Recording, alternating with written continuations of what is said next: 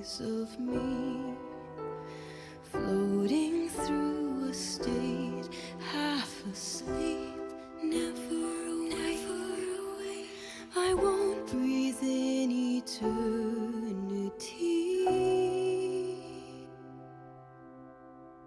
carrying your secrets, feeling close to who you are. You're just beyond my reach, a passing breeze, and your final moments set me free.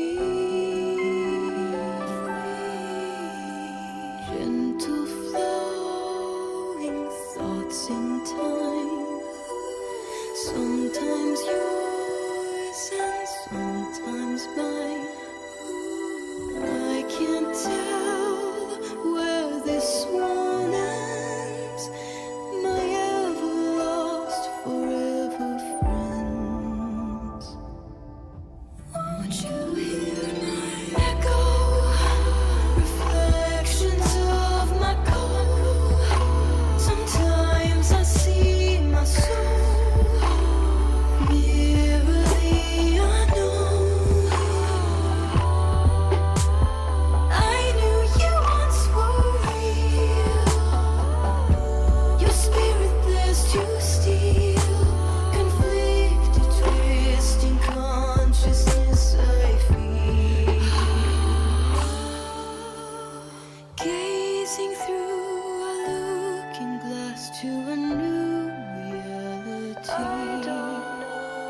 Woven side by fate leaves a trail. Is it peaceful there beyond the veil?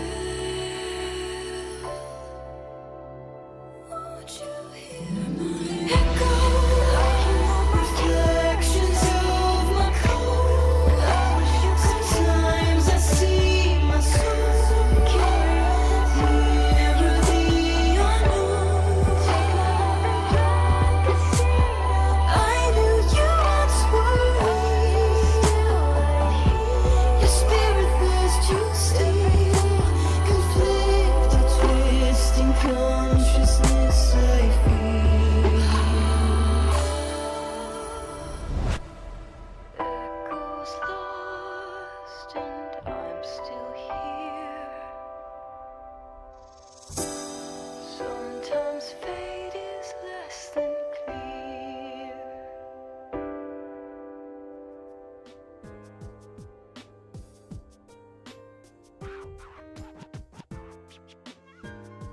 Testing. Hold up. Let's try that again. Testing. Mic check. Cinnamon buns, cinnamon buns, cinnamon buns. Hello, hello, friendos. My name is Nez, and once again, we are back for some more Arknights, because today we are going to be finishing off our Babel story reading. We are going to be capping off the end of this event. We're starting with BB-7, ending with BB-ST-3. Recap of what happened last time. A lot of lore bombs. Way too much to process just in one day. Had a week to process it. Still wild. A lot of shit to process. How we met Amiya. How Theresa founded Babel. How we brought the Doctor back out of the sarcophagus. How Doctor eventually became the tactical warlord that they became.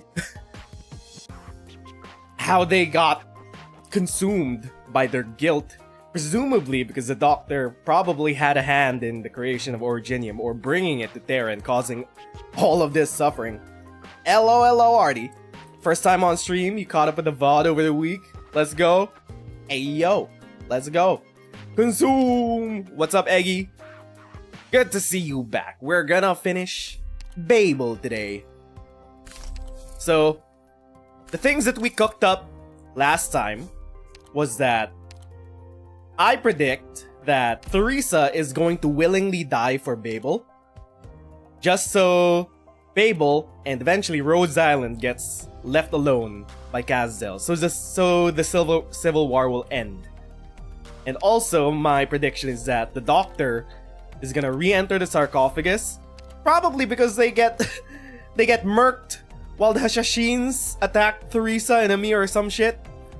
But also with the goal of erasing their own memories because they can't deal with the guilt of having had a hand in Originium in some sort of way, because Doctor right now feels really guilty about something.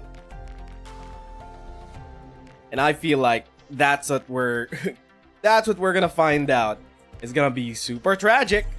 Something is gonna happen. Theresa's gonna die somewhere, somehow. Just don't know what the motivations of that are. Actually, no, we know. It's a civil war. But she'll probably die for Rhodes Island's sake. Probably, maybe. That's what we cooked up last week. Anything else with theories about the ancients? I mean, there's the whole thing about how the ancients, the humans that arrived on Terra, they didn't realize that Originium could have such an effect on the land. And there are suddenly animal people that exist now. What could the connection to that be? Because the original inhabitants of Terra were the Faranmits and the Tikaz, not the animal people. Okay, so that's everyone in the base ready up. Can't wait until the base leaves beta and we can make loadouts for quick switching. That's gonna be great. It's kind of funny though, with yesterday's announcement of new operators for the next 5.5 anniversary in 6 months. Since they released Catherine as a 5-star old lady operator, they have allotted 1 maximum wrinkle or eye bag on a female operator for 6 stars moving forward, starting with Vulpes Folia. It's progress! It's progress somewhere! We're finally getting eye bags and wrinkles on 6 stars! Finally, real hags. Anyway. So, that is all of our housekeeping done. This might be a longer than usual story stream because we got a bunch of chapters to go through, so we will just get started. Let's get started. You're my gifts to the few. Okay. BB-7 story. Before and after.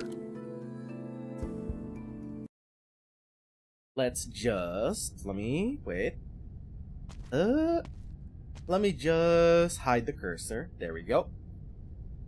Oh, we're back in the room where we woke up.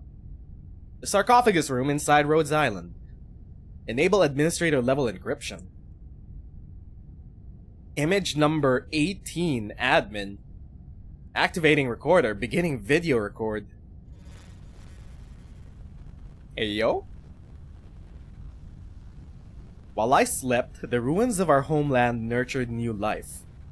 Originium is what guides their development, reshaping the life forms from Talos 2 to have similar appearances to Endofildo? Wait.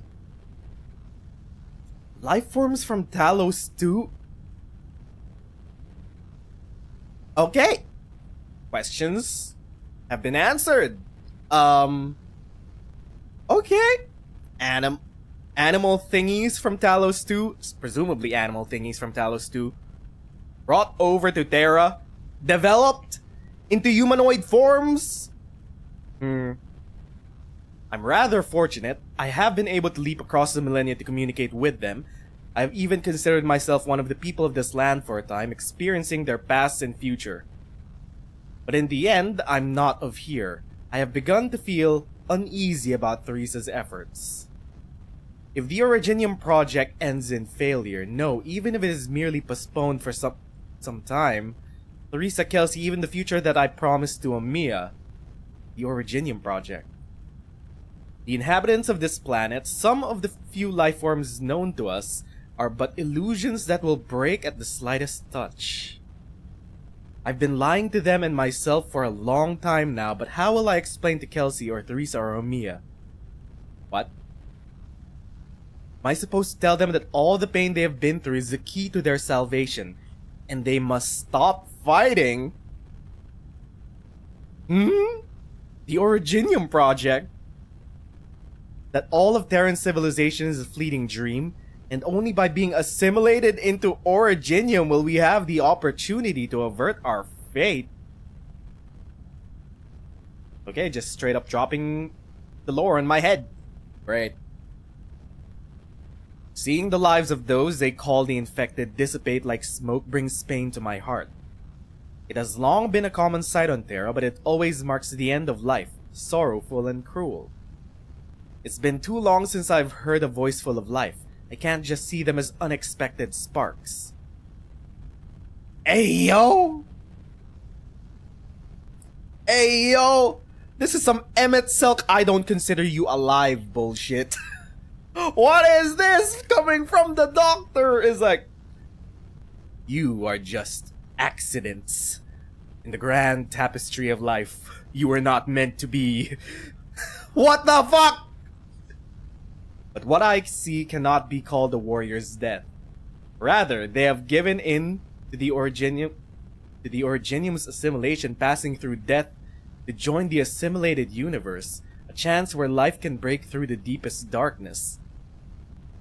Should I bow in silence at their deaths, or should I quietly rejoice at the smooth progression of the project? Okay, I take it back. The doctor didn't feel guilty about this. Well, they felt slightly guilty about this, but also they were like, hey, all according to Keikaku. It is for the reason that Theresa dedicates herself to her research. Kelsey, our MA-10, has also chosen to believe in the potential of Terra, chosen to resist Originium and put an end to the war. But what about me? The Originium project was built upon the efforts of countless generations, and in that time, billions of our compatriots died, all in exchange for a mere 10,000 years that I have spent waiting and waiting. And now the flint and tinder are in my hands. After all the long years, how could I abandon it? Because Terra has left me pleasantly surprised in a few short years, because of the choices that Theresa and Kelsey made.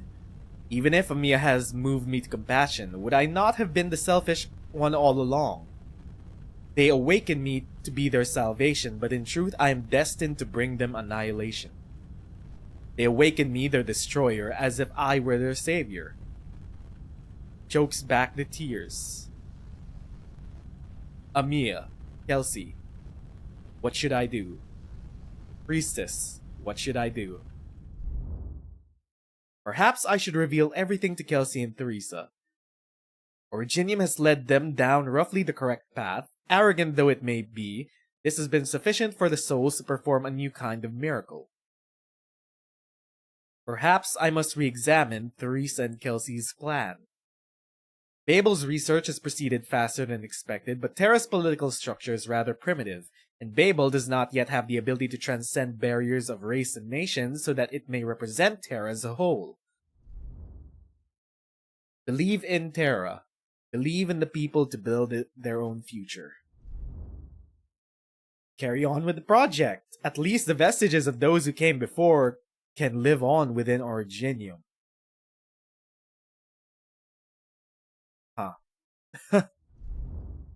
Believe in her. Stop her.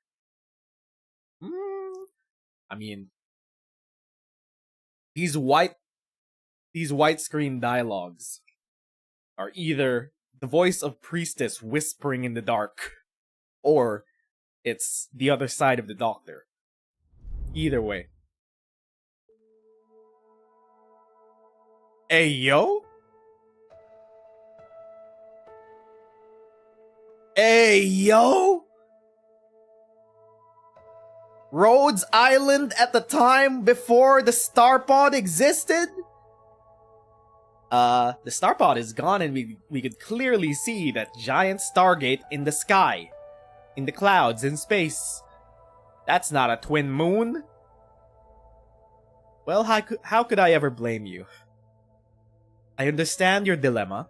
Our debates are far beyond what those little lifeforms known as humans could participate in.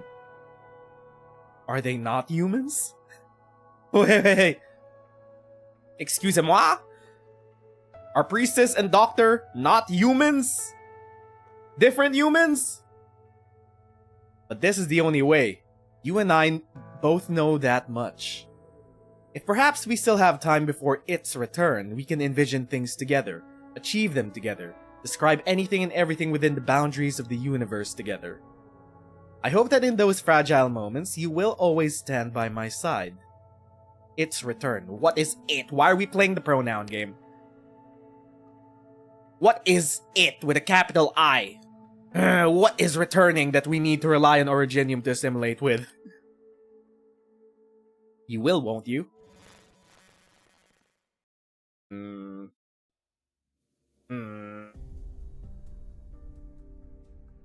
And that concludes my report, Your Highness. The military commission seems to be certain we will retake C8 to 10's village and supplies, but by building an outpost there, they have already fallen into a trap.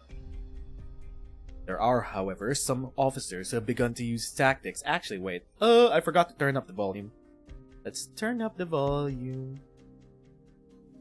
There we go. Those, however, some officers have begun to use tactics completely different to Manfred's. This is highly irregular. Our spies have reported seeing Nezerus entering the troops' camp. Salem. That's me! I'm leading the charge to kill Theresa. She must stay dead, Hypergryph!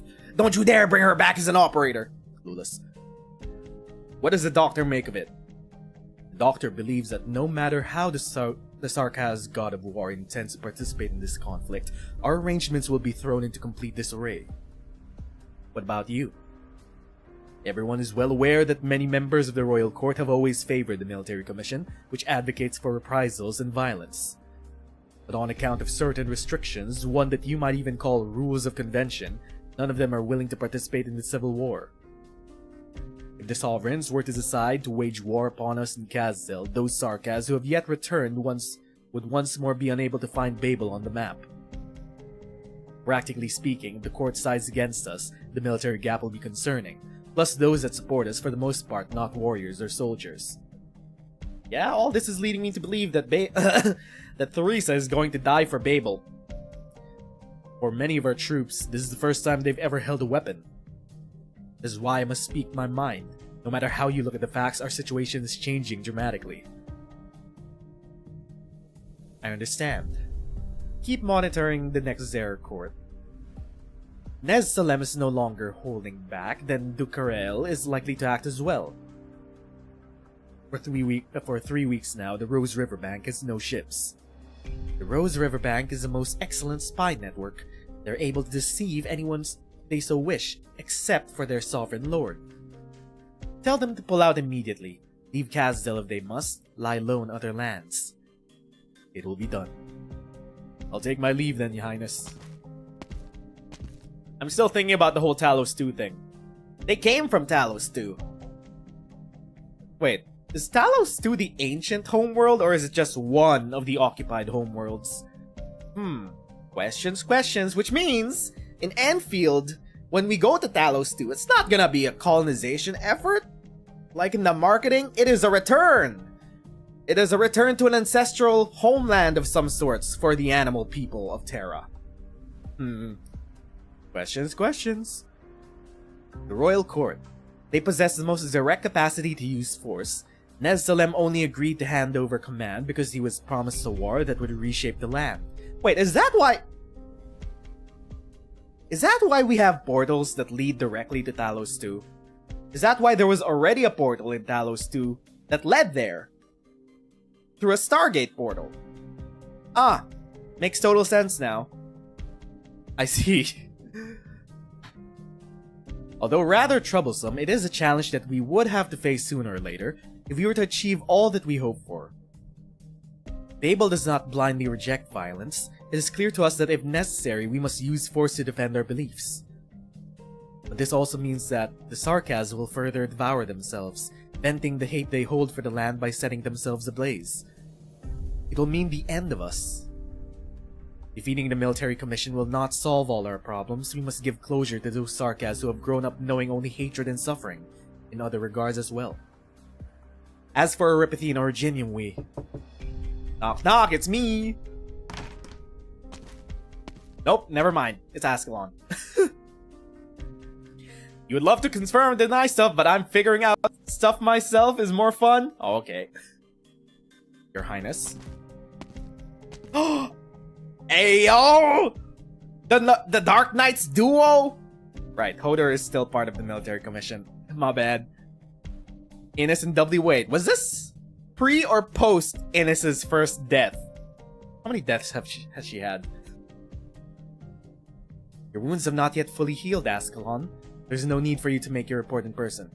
Okay, this was at the time when they were still part of Babel, and then they left Babel later on, and then Hodor killed Scout, and then Hodor joined up with Kazzel. Okay, let's get our timeline straight. I've recovered.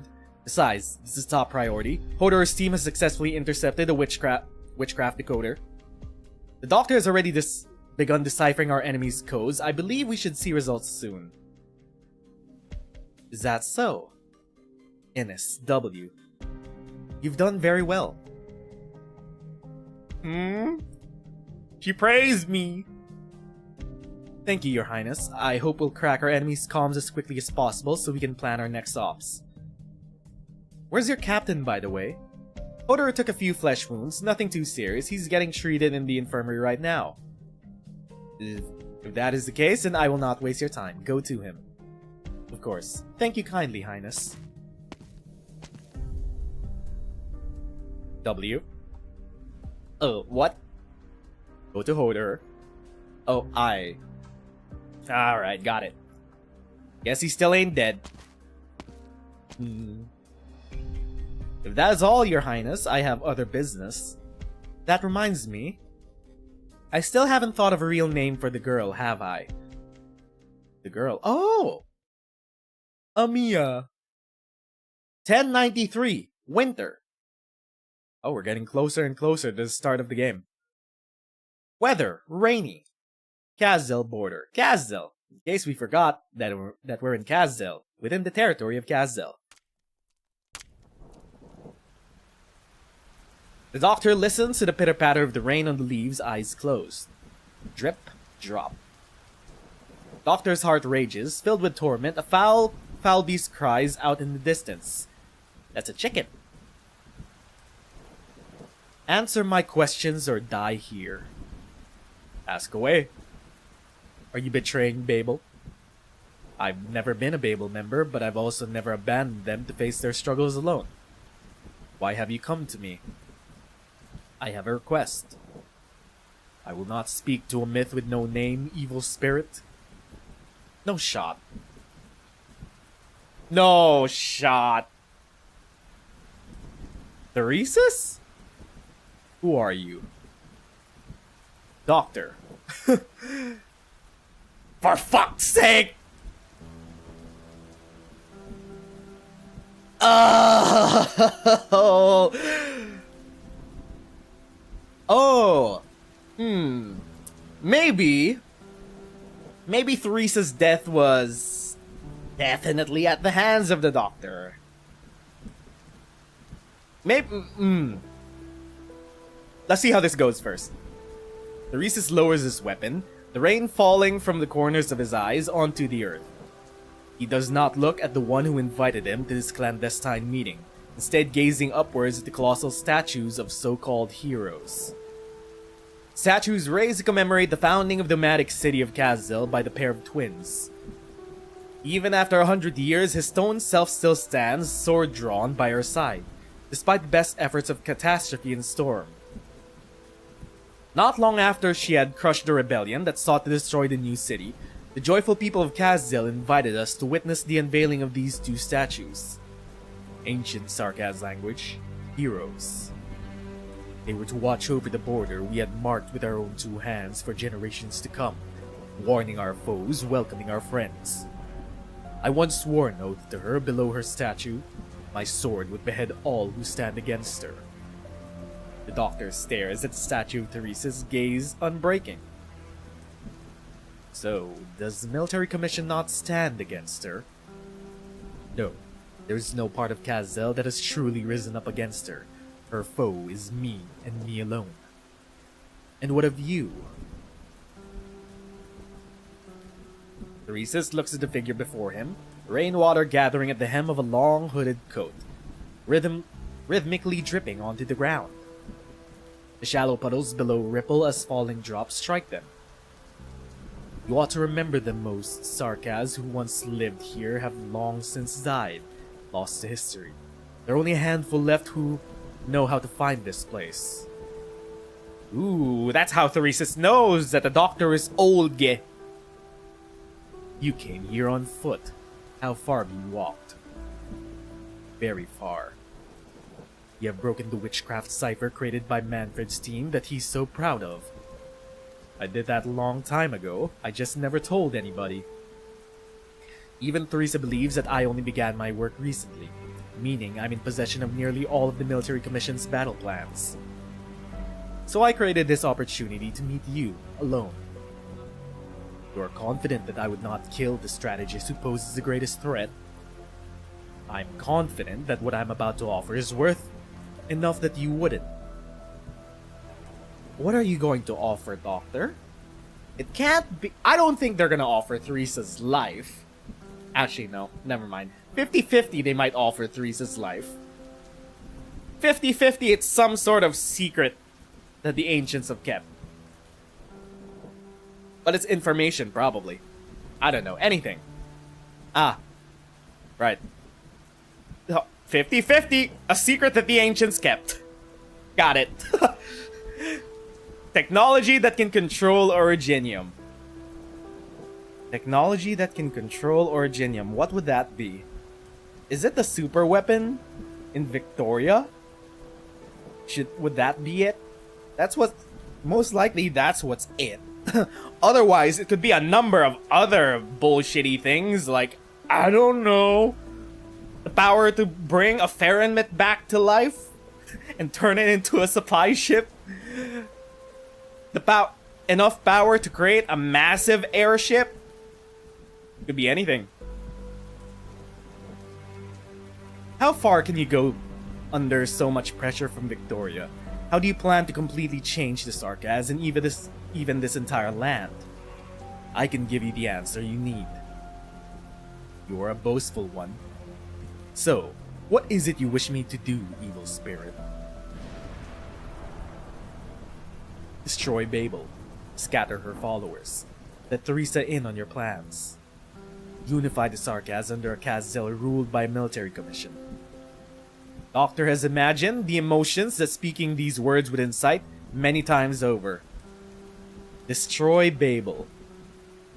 Only a sense of relief came over the Doctor. The Doctor stares at the statue of Theresa, unmoving without the slightest hint of emotion. Okay, so the Doctor never planned to kill Theresa. They just planned to destroy Babel and stop the research into, you know, pacifying Originium. But they never planned. They wanted Theresa back into Kazel. Okay.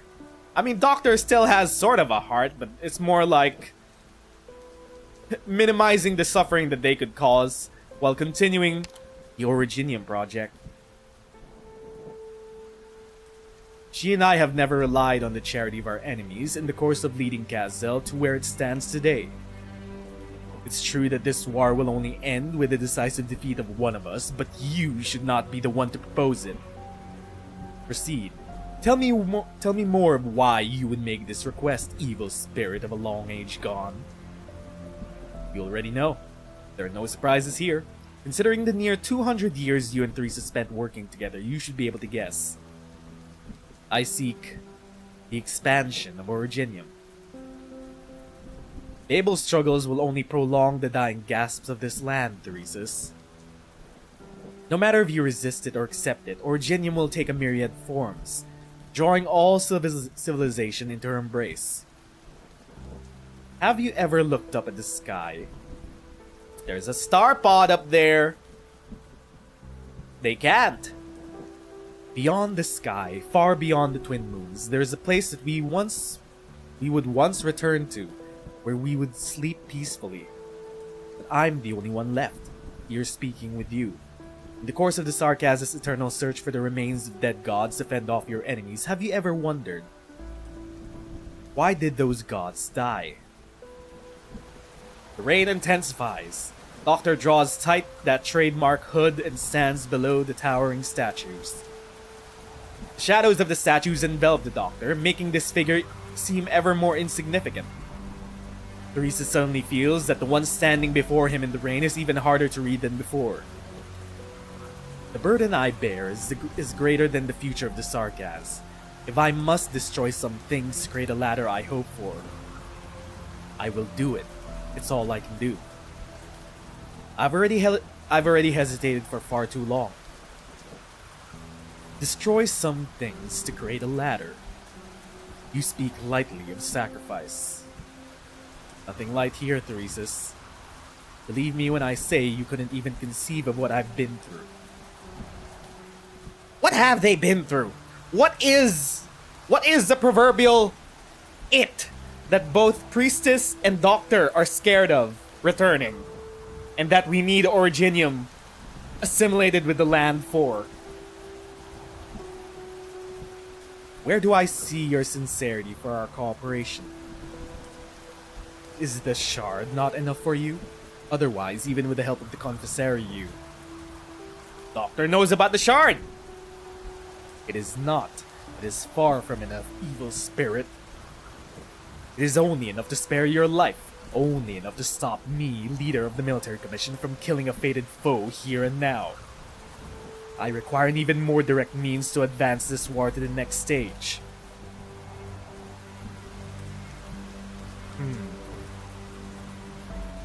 If you wish for the Babel members to be spared, then so be it. The military commission promises you that as long as Babel concedes defeat and departs Kazel, we will not exterminate those who desert or surrender. Oh, the shard was the Originium controlling device? Oh, okay. 2 and 2 together equals 4. But you know what you must do in return. Oh, this is when decide the Doctor is gonna be the one to kill Teresa, and Teresa might be gladly accepting it. Who would have thought that the evil spirit who so roused the interest of the Nezeru king would be such a coward? You can't both let Teresa live and allow the Babel members to leave safely. It's a total contradiction. Only with the destruction of Babel and the complete eradication of its members can Teresa leave for Londinium with me. Otherwise, it would merely be a case of the military commission quashing dispersing yet another group of civilians, migrants, and pacifists. Even without my order, such things will happen naturally. Perhaps you believe that Teresa would be willing to step back and watch it before her eyes. She will not. She will resist. Okay, maybe Teresa won't give in willingly. You know what I ask of you? If you truly wish to save the many who stand by your side, make them willingly admit defeat and surrender to me. Then slay their king. And then I will allow Babel to leave. As it collapses, it will no longer be considered a Sarkaz endeavor, and it will grow weak, drifting to the edges of civilization. Destroy some things to create a ladder, Doctor. You're right, there is nothing light about this. In your opinion, what is the meaning behind this civil war? What meaning would her death hold? Reclaiming our lands, rebuilding our homes, ending discrimination, and revitalizing our race. You will have heard these platitudes many times. They are too complex and yet too simple. Merely a small and pitiful species trying to grasp their fate. I see. In that case, I will tip the scales of destiny. Destroy Babel, divide them, weaken them, allow them to return to their former lives so that they can know a moment of peace in the final century. Final century. Final century. When does Enfield... Ooh. Oh! That's why they redid Enfield's timeline. Because when Enfield came out, it was like, this takes place 500 years in the future. And then slowly, as development time went by, they were like, we don't know exactly when this takes place. Let's erase all references to timelines in Enfield until we decide when it takes place. Minimum 100 years into the future, at least. That way, we don't have to kill Theresa. Or at the very least, we can minimize the loss of life. Fretting over violence serves only to stifle you. You understand the sarcasm better than most, but perhaps still not well enough. I have a question myself, Doctor. Evil spirit of a bygone age, you call yourself a giant, a god, a supreme creator, one who could dictate the fate of the sarcasm. Are you the only one of your kind? I am.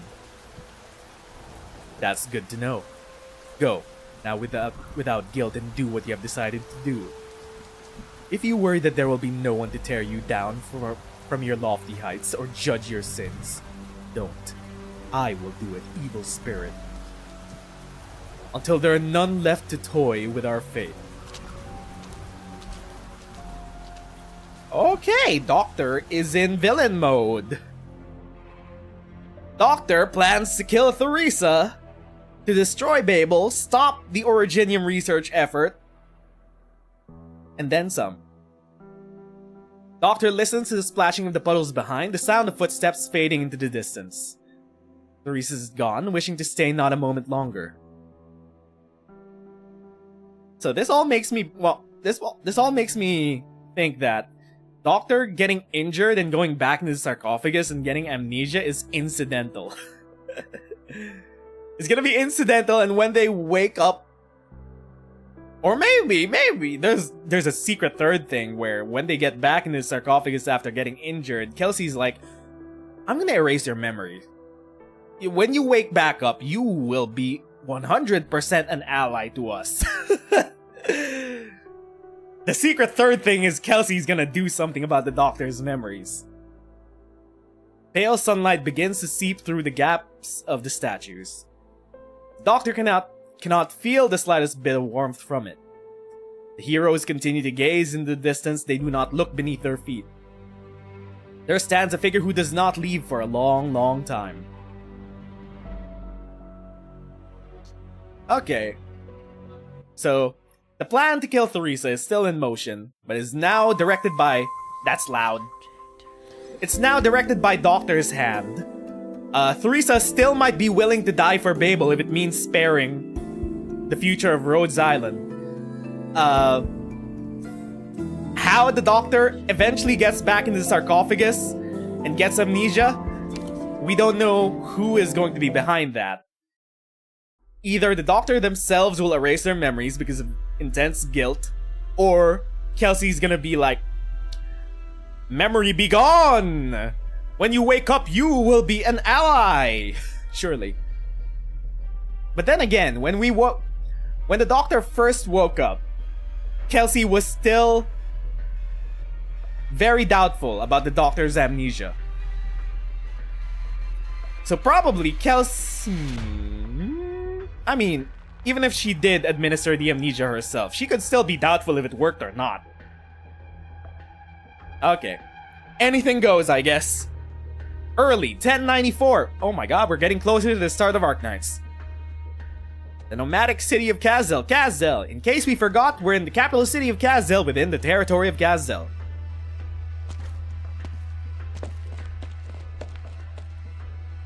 Manfred! Please wait, General. You are too impatient. General, the Duke's envoy was already ready to spit on. Almost ready to spit on. What? Did we get what we wanted? We got partial usage rights for the industrial area and the right to cross the border, but did it have to be so humiliating? The Victorian Dukes have you at their beck and call, treating us sarcasms like tamed beasts. This is not what our soldiers, redeployed from the Civil War, were promised, General. Is this not what we all desired? Perhaps you would prefer the Victorians treat the Sarkaz as their greatest enemy from the beginning, banding together to face us. I understand. I know it's necessary for our enemies to think us weak, but this... Many within our ranks feel this is terribly dishonorable. Did I promise them honor? Do the Sarkaz have honor in the eyes of Victorians? You have been far too impetuous lately, Manfred. Dignity is of high import. You fight for the rights of your men, and thus do people respect you. Were these ordinary times, perhaps I too would commend you.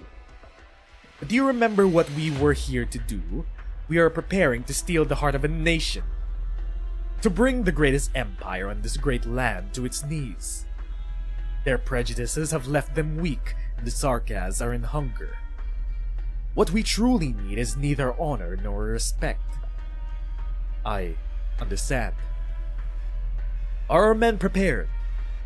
Ready to depart at a moment's notice. Our people sent in advance to Londinium will support us. The final deadline for our arrival as dictated by the Duke of Cavendish's request is fast approaching. We can set out at any time. Good. Then we will march to destroy Victoria. Destroy the British Empire! I mean, kinda based. Have you been on duty this entire time? Yes, sir. Stand down for now. I wish to be alone for a while. Of course, sir. Why I gave them that voice? I don't know. Mood change? Manfred. What you gonna do here all alone? You gonna jork it? Once the guards leaves, Manfred takes out a wine glass and he had placed it aside. He's gonna jork it. Care for a drink. Ah! Ascalon! You never drank before. I still don't.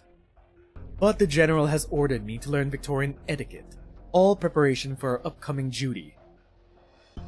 I have learnt rather recently that every meal those nobles pair every meal with multiple kinds of wine, each requiring its own unique glass. Remember when we were young and the general led us to an ancient battlefield for swordplay? The night was cold and only after the general made us some soup did we realize we had nothing to hold in it. Thankfully, the battlefield was nothing short of spent shells, and you used those to fashion 4 cups. You, me, the general, and her highness, carrying cups made of shell casings while sitting in front of the fire. I remember. It was a peaceful night. I'm gonna take a sip of my soda.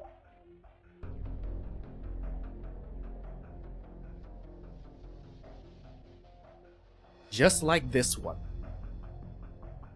The frigid moonlight of late winter falls through the window. Manfred rests his hand upon his sword hilt that was equally as cold. The air is still. The two of them can hear the other's heartbeat. You're going to Londinium tomorrow. I know you wish to see the general. And you couldn't. Otherwise, you wouldn't have come to see me. I gave up. I found that when I caught a glimpse of him from a distance, the first thought that came to my mind was that I should kill him there and then. Then you should applaud yourself for maintaining some reason. Ascalon here to join the Goon Sesh. And so you decided to come to me? I heard you've improved your swordsmanship. Why don't we see for ourselves? I've never been able to best you. Don't beg for mercy before you've even fallen. There was that one time we fought in Her Highness's study. We knocked down an entire bookshelf and the general took our weapons away and made us tidy up the room within 30 minutes. I knew that you did it on purpose, wanting attention from their highnesses. Is that so? Ascalon hides herself away into the shadows in the blink of an eye. Another blink and Manfred feels a chill running across the back of his neck. Should have killed him here and now. This motherfucker caused so much suffering. He didn't have the time to draw a sword and fight back. He didn't have the time to even think about fighting back. Perhaps he was too tired? If I cut your neck here, at least there will be no need for you to die in Londinium. I can just throw your corpse into the furnace. It would spare many from dying on a distant battlefield in a foreign land. Jesus Christ. Come on! I just mentioned it! If you've made your decision, then kill me here. It will be your final chance. You've made yours, I see. The general says you lack conviction, but I don't think he's entirely correct. You shouldn't speak so much when someone has your life in their hands. It is only recently that I've realized I'm not as resolute as you. We've been brought to where we are by the invisible tides of fate, but ever since the day this war started, there's no going back for us. Then do your best to survive. I won't hold back next time. No! You let him go! The silent assassin stows her blade up her sleeve, then slowly steps back into the shadows. Neither will I. If only this was our last meeting. I swear, if Ascalon doesn't kill Manfred in chapter 14... Hey, yo! Oh, wait. Okay. I was sorta thinking, wait, is this post Therese's death? Did they already change the name of Babel? No, it's still... The ship is called Rhodes Island. Of Babel. Within the territory of Kazdel. In case we forgot that we're in Rhodes Island of Babel within the territory of Kazdel. Cold wind scatters the thick clouds of late winter, allowing sunlight to peek through the gaps and spread across the bridge of the ship. Down the stairs, Ascalon stands unmoving by guardrail. She shuts her eyes tight, enjoying the fleeting warmth of sunshine. Also, a lot of things happened in the past hour that we just glossed over the fact that Rhodes Island was confirmed as an ancient landship, where Doctor and Priestess had seemingly romantic walks. Romantic walk and talks. She shuts her eyes tight, enjoying the fleeting warmth of the sunshine. Then again, it was already confirmed by the fact that we found Doctor in the sarcophagus inside Rhodes Island. Above the stairs, there's a clear rusting of cloth dragging against the ground. A shadow flit across the assassin's face, blocking out the rays of sunlight. I'm sorry, Ascalon. Did I disturb your rest? I thought I wouldn't make any sound if I took off my shoes. She tried to sneak past the Hashashin. No, you're welcome at any time. Wait. Barefoot Theresa? For free? Wait a minute. Bare feet? Ground's cold. You should put your shoes back on, Your Highness. Nothing you wish to tell me, Ascalon? Did you happen to go see a certain twunk? Your childhood twunk? You mean the reason you returned to Kazdel? It was my own decision. I thought you wouldn't agree, and I didn't know how to bring it up with Your Highness.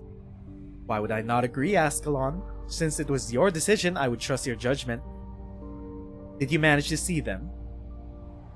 Manfred and Theresis are both well. I can believe that. They're strong men. We should finish our preparations soon as well. The operation to retake Kazdel isn't too far off now. Huh? Wait, what? Casually dropping that in? Operation to retake Kazdel! What? Rhodes Island is not a fighting force. Even Scout said so. What is this plan to retake Kazdel?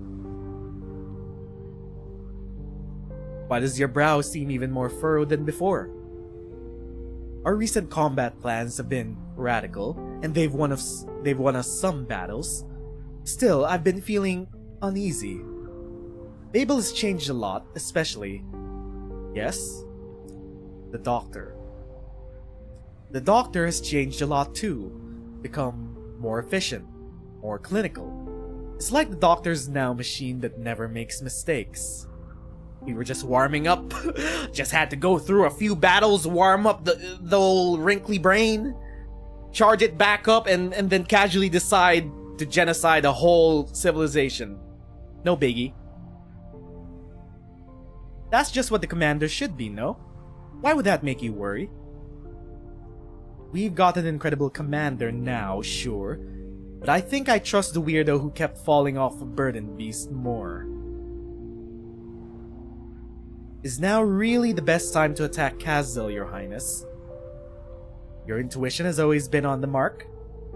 You've had your worries too. Do you remember? We've faced countless insurmountable odds over the years, but we've overcome them all. I believe that we can go through what comes next as well. We've always been in danger, yes. Babel carries the hopes of many, Ascalon. Faith has gotten us this far, and we cannot stop now. Okay, my bad. I didn't recognize that Theresa was a baddie. I said that she was gonna willingly offer herself to end the war, but she's like, fight. Fight to the death. My bad. Didn't recognize the baddie when I saw her. Okay. Got it. She's not going down without a fight. Hold up, I'm adjusting my chair. So she's still willing to fight. Doctor's planning to kill her. They are definitely not retaking Kazil, as we all know. Interesting turn of events. I will be at your side, keeping you safe. Doubt. No, Ascalon. In the future, you must go further afield to protect others. You must go beyond Theresa. You must protect others, not just Theresa. This is the character development you get for Ascalon. Relax for now and bask in the sunlight for a moment. Your Highness. Oh, right. Remember to not always rest on your feet. If you're tired, you should go and enjoy a nice nap in your room. I'll remember.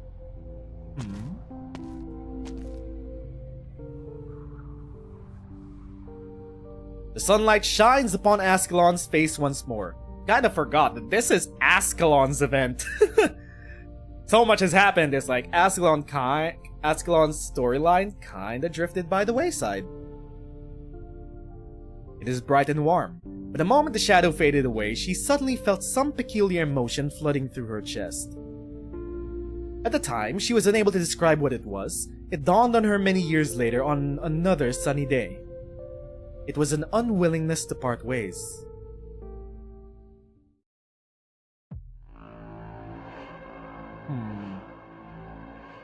Londinium, Victoria!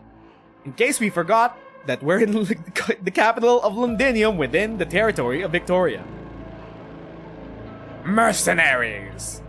Message from His Grace the Duke! Storming Londinium like this was well done! Assemble in Central in an hour. You'll be reviewed there. Then you'll receive your bounty. Hey! Did you get all that? Yes, your orders have been received. We are mercenaries, 100% sure. Do let the Duke know on my behalf that we will be there on time. The Sarkas thank him for his generosity. Humph. Uppity devils. Whoa, whoa, whoa! Dropping slurs! Okay, dog! I mean...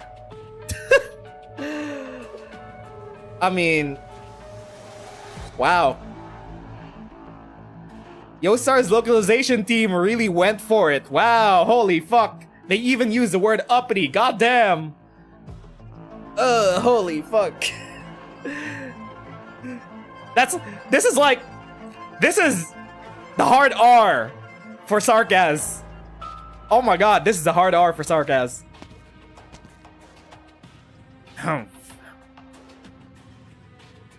It could well be a rare fine day in Londinium if it were not for the gun smoke filling the air. From atop the towering city walls, one could see the entire lay of this ancient city. The general in his bloodstained uniform says not a word, his gaze fixed on the great edifice in the center of the city. In the skies above Londinium, a dark cloud floats by.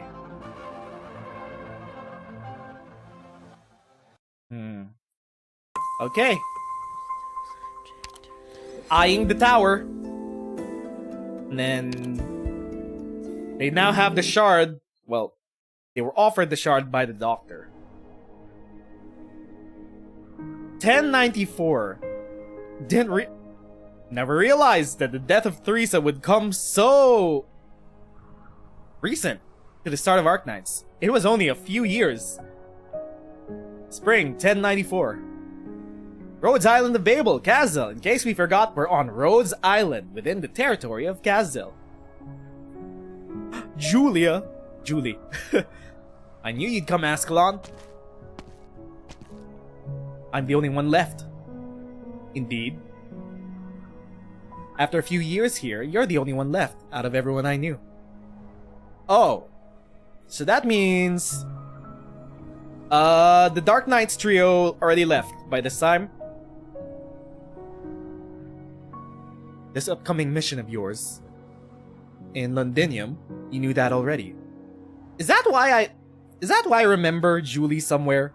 Did she show up in the Victorian arc? Well, technically, this is a Victorian arc, but, you know. To tell you the truth, I'm a little bothered by it.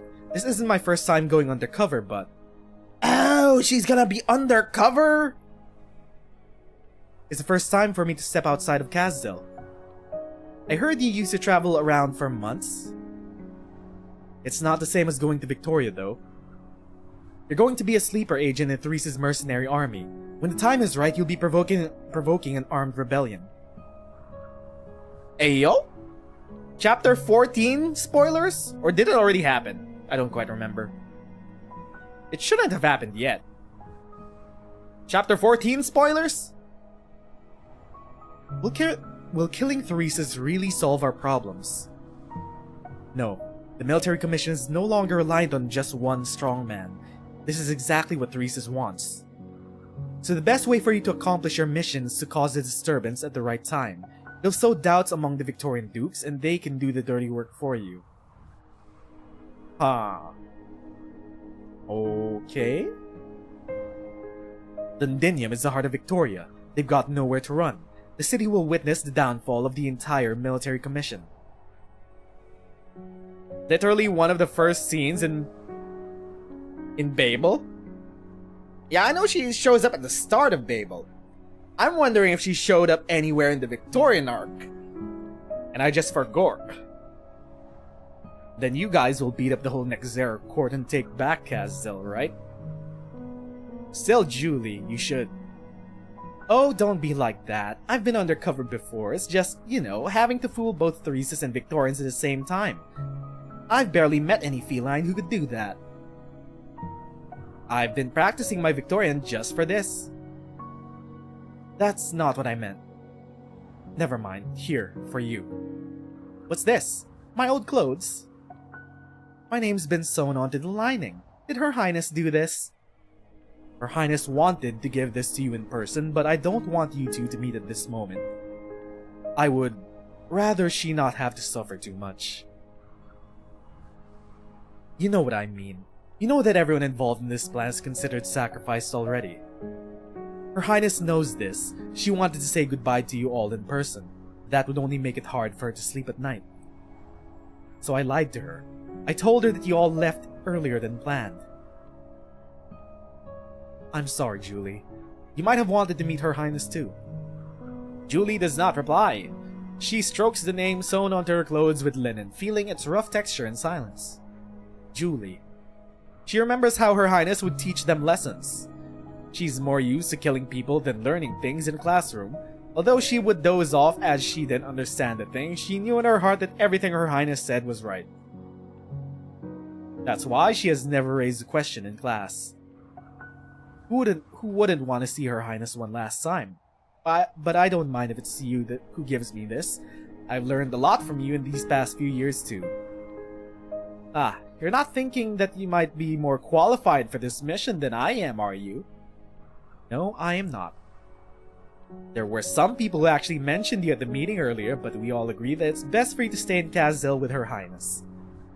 As for me, I've always been on my own, so I was the first to suggest. You could go and join Scout's team. I remember you already applied for it. What? What? Is that a death sentence? Does Hodor's squad kill her? Oh my god. Oh, wait, never mind. If she's leaving for Victoria, I don't think she'll be with Scout Squad when he dies. That was just because I wanted to learn everything from a hero, all so that I could beat you one more time. We fight more or less in the same way. It's kind of a bummer leaving without having sparred enough with you. I really wouldn't be telling you all of this if it wasn't for the fact that I'm about to head off already. Do you have anything else you'd like to say? Nope. I never expected my first time leaving home would be my last. I also never expected the person sending me off would be the unsmiling, silent head assassin who's always standing by the king's side. Answer me honestly, Ascalon. What's it like out there, the lands beyond Kazzel? Okay. All of this is leading me to believe that she'll show up in Chapter 14 in some form. I don't think she'll die.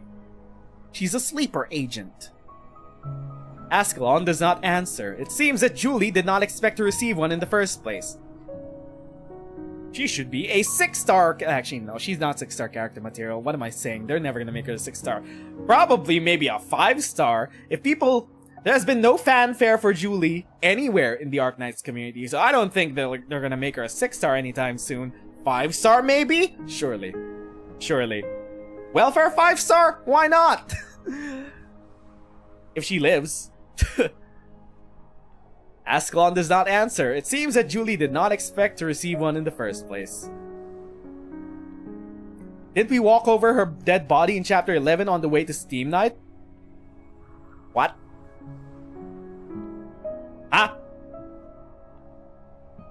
Wait. What? Huh? You dropping this on me now? We don't know that yet? Chapter 11? We don't know if it was her body? Okay, you fuckers are spoiling me in chat? Keep things to yourselves! Julie simply gets up and leaves at a languid pace. I don't mind the spoilers. It's fine. Just don't spoil the important parts, you sickos! As though she was just heading off to get a bottle of top-notch wine, Ascalon watches her as she walks off into the distance. She suddenly feels like there is something unfamiliar about Julie, the same feeling as if she were unable to recognize her own reflection in the mirror. No.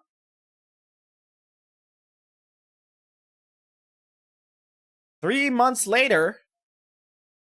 So, I will be deleting this comment in case anyone finds this VOD.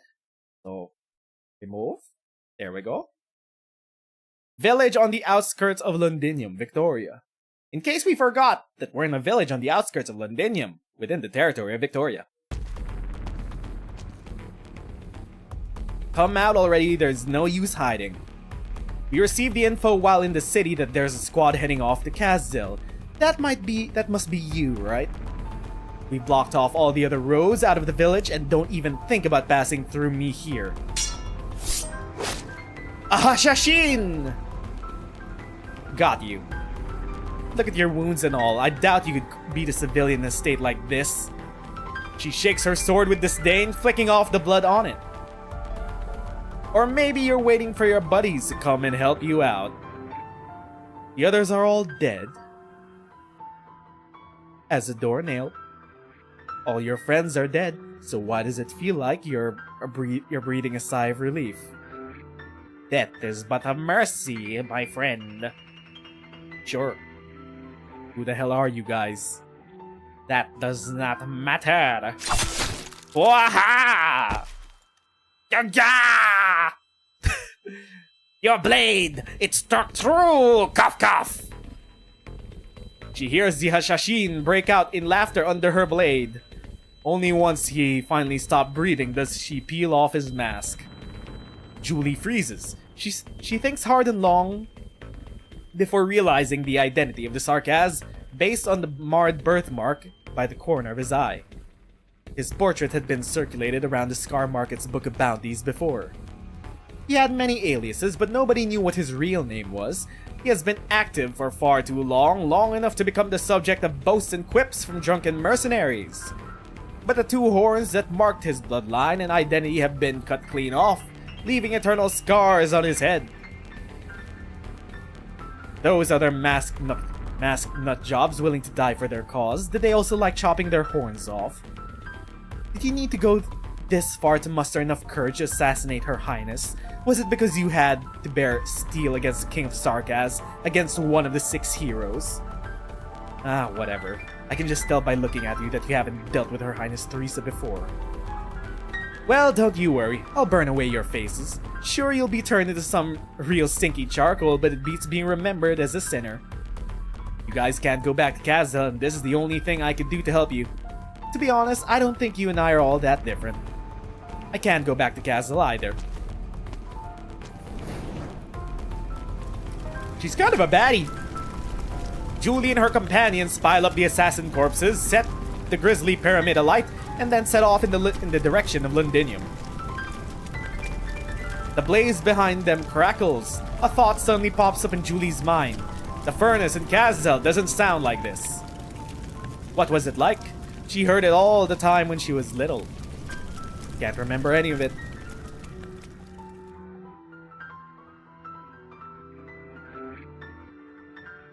Kelsey.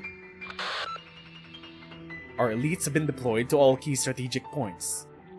Good. Listen up.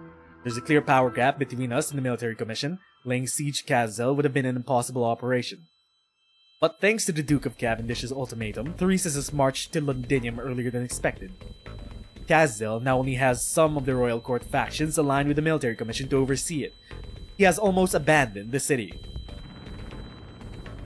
Mantra! This has no doubt left both the civilians and remaining soldiers in disarray. Once the banner of the military commission falls, Her Highness Theresa will proclaim that they have abandoned Kazzel, and in turn proclaim the liberation of Kazzel by Babel. Oda is part of the elite force? Sheesh! This battle line will be formed by multiple points rather than an entire front. You must strike swiftly and precisely. Due to the disparity in military strength, almost every single one of our armed personnel who still heeds the command of Babel has been assigned to taking the city. Scout! An ace! Thus, the land ship's defense will be relatively weak. Her Highness Theresa will remain on the land ship to balance the situation. We will retain a suitable force to guard the ship too under my personal command. Fuck! It's a ploy! Doctor is sending out all the elites so that no one will be here to protect Theresa. Once the city gates of Kazzel have been broken open and the path to the Soul Furnace has been made safe, Her Highness will meet with the main army at all speed. We have 6 hours to storm the city, else the military commission will have the opportunity to organize a powerful counterattack. If that time comes, our weaker Babel forces will be exposed to danger. By the light of the setting sun, Babel will capture the furnace and the royal court's chamber, and the banner of Babel will rise with the moons. And when that time comes, a ceasefire will resound all across Kazdo. I have faith that we will all succeed. This motherfucker! It's a trap! It's a ploy! He's a bamboozling! Wonderful organization, Doctor. Just some big talk meant to boost morale. I'm sure Kelsey and other experienced fighters can see right through it. Babel's going to take heavy losses. It's not quite Thesis' style, allowing so many flaws to go unexposed. She doesn't know. Or does she know? Does she or does she not know what's going on? There are way too many holes in Kazdel right now. Seemingly so. But But I trust you, Doctor. I believe that with this price we must pay, we can take back Kazzel. Therese is going to fight for the power he craves in Londinium. If our assumptions are correct, once he tears apart that empire, he will set his sights back on the city. Is there no room for 2 Kazzels on this great land? Perhaps there is, but if we were to split our combined strength in 2, then we would not be able to resist the next invasion of our enemies. Moreover, while the city can be rebuilt, what the Sarkas have been truly failed to do for millennia is to unify. Even the military commission failed to gather together all surviving factions of the royal court. Are you wondering if things would be different if it was Theresis who wore the crown? No, they wouldn't. The Sarkas who'd come rushing into the city escaping from wars and trying to feed themselves would still band together and fight their king. To band together. Such a simple and yet unimaginable way to put it. Indeed. According to Kelsey's rough calculations, the population of Sarkas currently living in Kazzel only constitutes 30 to 40% of all Sarkas across Terra. A unification under the banner of hate would be effective yet short-lived. A unification under peace allows us to discuss development in our future. It is not that Theresis or the Sarkas does not understand this, it's just that the war broke out anyway. Even if we take Kazzel back, Doctor, perhaps this war will still go on. But maybe it'll do for now. This motherfucker. After our victory, I'd like you to take a look around the city. That's not gonna happen. It's my home, and the home of many Babel members. It's also Kelsey's home. You have fought for Babel for so long, yet you have never set foot in the homeland of our memories. Oh wait, no, that's Theresa's. You have fought for Babel for so long, yet you have never set foot in the homeland of our memories. I haven't been a very good host in this deal of ours, have I, Doctor? See how the soul furnace brings light and heat to Kazzel, this city built on our pain, and you might see why we are so greedy in our desire for a peaceful tomorrow. I will. This motherfucker! In the next 6 hours, Theresa will die. It's like one of those webcomics where they give you the end goal of the manga, like, in 100 days I will make 100 girlfriends. And every chapter is a day. In 6 hours, Theresa will die. Within 6 chapters. Outskirts of an abandoned town, Gazdel. In case we forgot, we're in the outskirts of an abandoned town within the territory of Gazdel. How are things in town, Oda? We're still pursuing the remaining mercenaries. They still have pretty much holed up inside some of the buildings. I'm afraid it'll take a while to root them all out. Don't be reckless. Pay attention to the time and don't forget what the doctor said. Our objective is to clear the flanks, then regroup on the battlefront ASAP. I know. If not for the doctor's contingency plan, we would most likely have been gotten by that ambush of theirs. But something's strange in this. It's clear that this town's right in the path of the catastrophe, so why would this gang of mercs risk ambushing us here? I'm still investigating that myself. It's all a trick! Doctor is tricking you! I'm like Walter White stuck in the fucking car! It's a trick! We just need to find their leader than Ascalon, although I can't guarantee that they'll have answers we need. I know, stay safe. The catastrophe. Its brutal winds batter Ascalon. Faint blast from the horizon distract her, as though they were reminding her. Wait, is this when she kills Scarface? Scar-Eye? This is when she kills Scar-Eye, baby! We are destined to walk along this path. It's you. Hell yeah, baby! We're getting the fight we got at the start of Babel. Long time no see. You've grown, Ascalon. You really have toughened yourself up on the battlefield over the last few years. I assumed you would have joined that man in huddling behind Londinium's walls like a coward. Me? Follow the Regent? I'm afraid you've got that wrong, Ascalon. Mercenaries never follow anyone. All we care about is profit. Here in Kazdel, the only thing that helps you earn that profit is violence. Lucky for us that we have a knack for sniffing it out. Naturally, I am happy to help everyone see what prospects might show up on this list of jobs in a suitable manner. After all, the Scar market never makes wrong investment decisions. Swing! Ascalon's sleeve blade stabs at the giant's back, only to find his hand blocking the attack. It seems that his hand has been there all along. No movement is detected. He saw the future!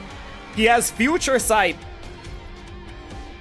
If he thought that you could stop us yourself, then I'm afraid that he's living in a fantasy. Wrong again, Ascalon. The mercenaries are here because of the Regent's commission, yes, and it's none of my business. But have you ever wondered why I am here? I'm here to see you, Ascalon, a completely unrelated matter. Ascalon, the town? Another ambush! Oda! Oda! I didn't say you could leave, Ascalon. The moment those people stepped into that town, their fates were sealed. You can't save them. Do you still remember the first time we met? We're already at the confluence of fate. Here, I see a rather abrupt ending. I've always wondered, could I change that ending? Perhaps I could dredge up a stone from the rough rapids of destiny. He knows! Scar-Eye knows he's gonna die here and still struggle against fate. He's actually kind of badass. And place it wherever I want to see what ripples would arise that should not exist in the first place. Could the Cyclops' control prophecy? Get lost. Or die. Swing! Coulda! I've already told you. There's no need to try for any surprise attacks. I can see them coming. Haha, pun. The recess has taught me many things, but there is only one thing I remember clear as crystal. The blade in my hand can solve most of my problems. Scar-Eye, can you see nothingness?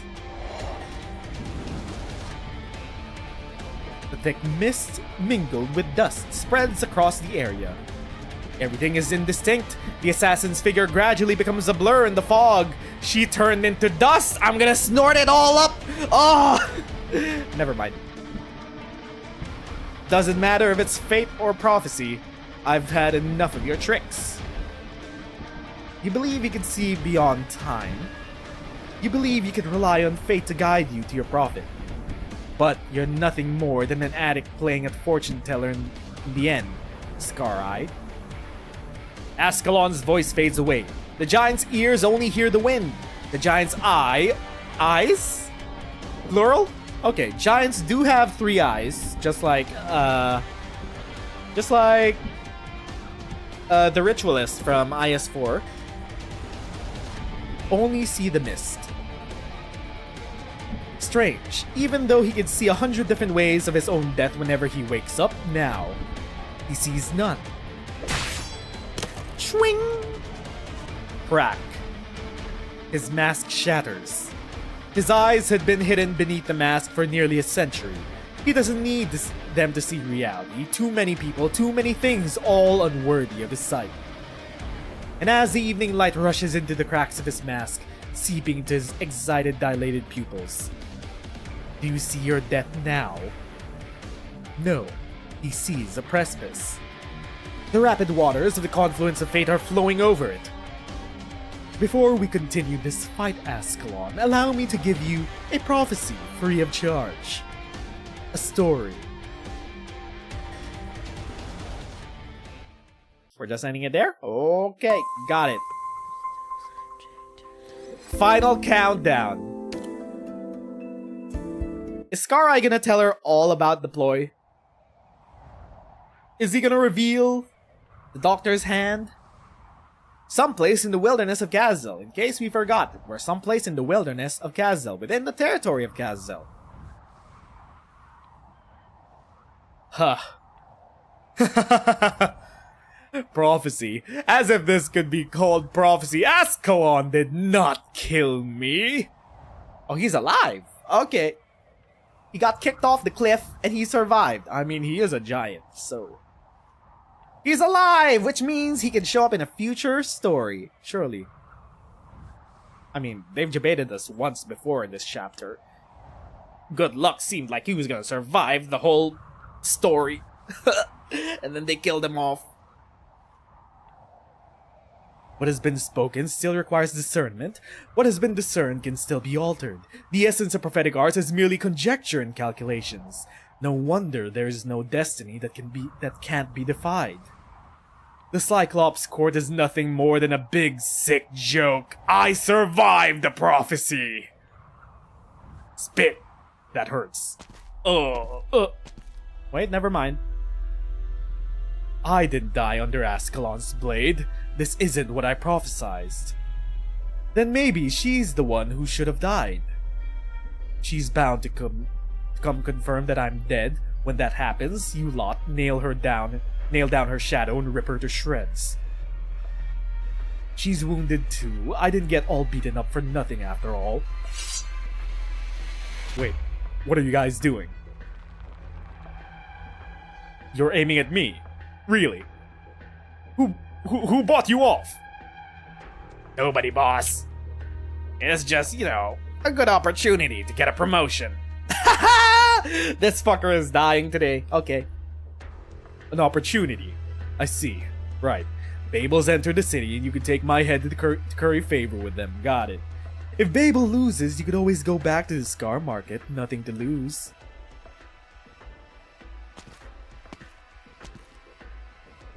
Scar Eye silently looks at the shoulders. He's set up for the ambush himself. Soldiers. The wind sweeps past, carrying the faint scent of his blood. Huh. It's a good plan, fellas.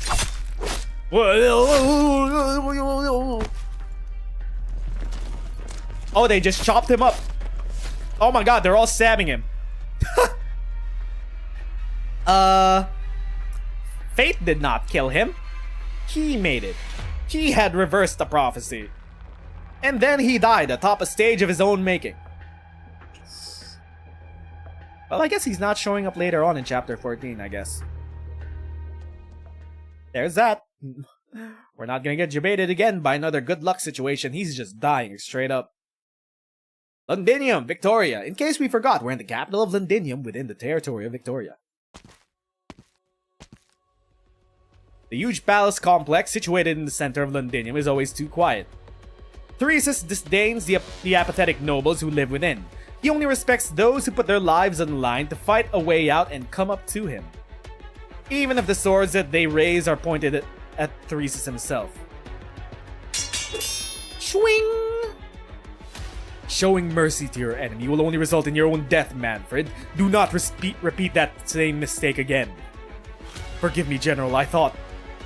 Focus on the enemy. It seems these traitors have been sharpening their blades for the ambush for a while now. Is this Julie? They have stirred the hearts of the Victorians. We are the only ones who could extinguish this rebellion now. It's Julie! Oh, she gonna die. Ancient sarcasm language. By the time he murmurs his covert orders, a group of silent figures are already approaching on the chaotic battlefield.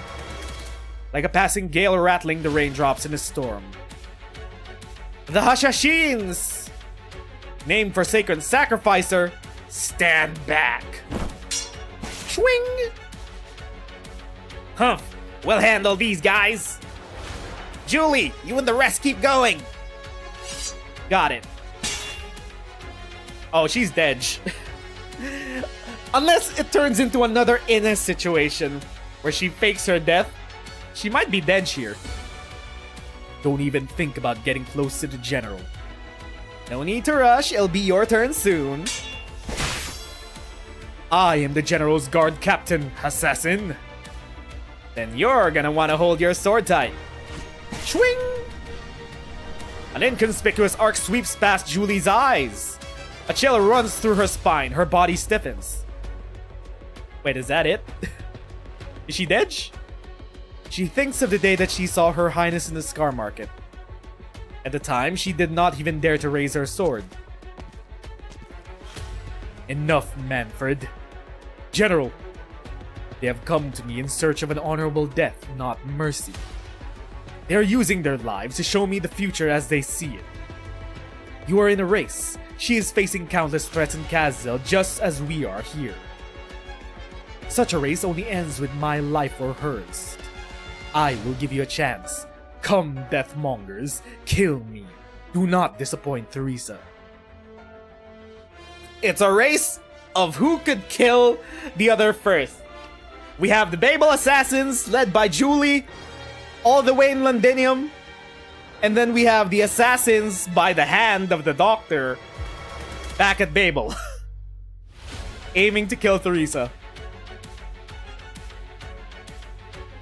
Countdown, 2 hours, 7 minutes, 21 seconds. Logos! Logos reveal! Logos finally shows up in Babel! Let's go!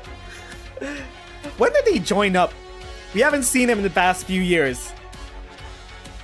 Shatter. Beep, beep, beep, beep, beep, beep, beep, beep.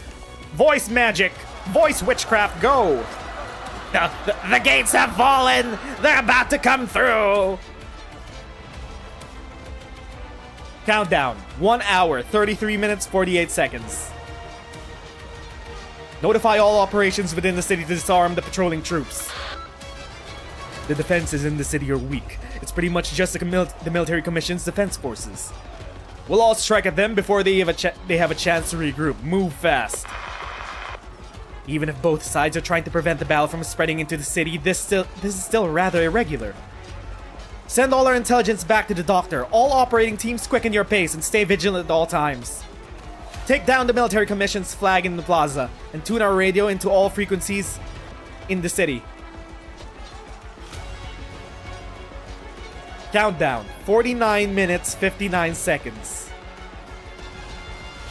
Prepare the land ship's connection. We want to let Her Highness and the others enter the region that we control ASAP.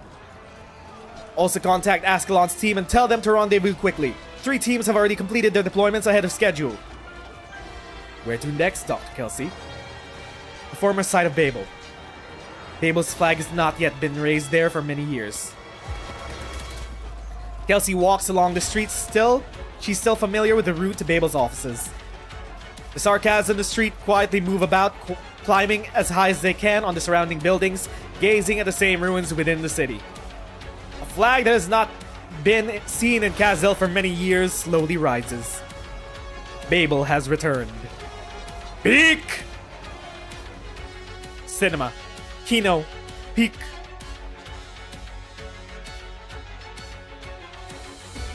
Okay. Just cutting back to these two for no reason whatsoever. Mantra's latest report says that we've managed to completely clear 5 main roads. If everything is going according to plan, Kelsey should have seen the fires of the Soul Furnace by now. Kazil's defenses are all but crippled, Doctor. We can board the city now. Good. But the military commission will not give up on Kazil. If we want complete control of the city, we still need a bit more time. Doctor! Trying to drag things out. By then, we might not be able to completely avert the destruction of Kazil's center city. Wait. I felt them. What? They are still here, but they have no intention of aiding anyone. It seems that some arrogant bystanders have joined our battle. Theresa. I also feel enemies, not ordinary ones. Their souls burn with killing intent, sorrow, misery, and determination. Is she sensing, Doctor? The military commission's assassins. They intended to use the city as bait all along, so that they can inflict heavy damage on Babel's headquarters. This was also within my calculations, but this time, there is no wagering or planning our way out of this. We must defeat the assassins, then return to our city. I'll go control the land ship's defense systems and mount a defense. You're not gonna control the defense systems, you're gonna let them in! Go, Doctor. We need not bring another fight into the city, not as it bathes in the twilight afterglow.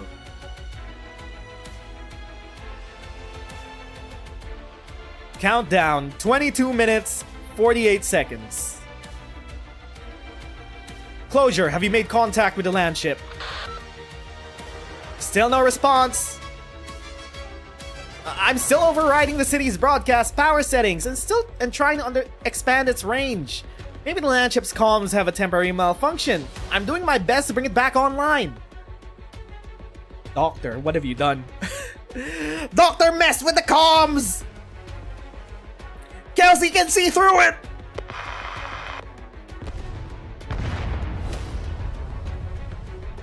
Countdown. 12 minutes, 57 seconds. I sense something peculiar, Dr. Kelsey. My mother. She's prepared incantations for every person dear to her heart. When they pass away, an elegy will play in our minds. Mama Logos knows what's about to happen. Mama Logos is preparing the funeral rites. I'm still in good health at present, but... Kelsey suddenly feels her blood run cold.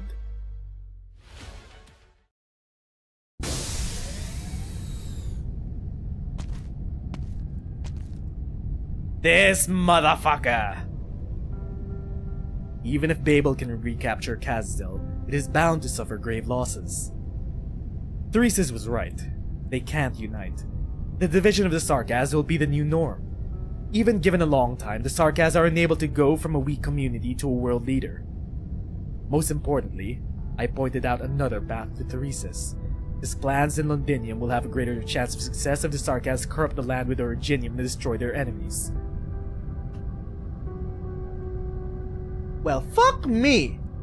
The entire Londinium plot was puppeteered by Doctor? Well, not entire.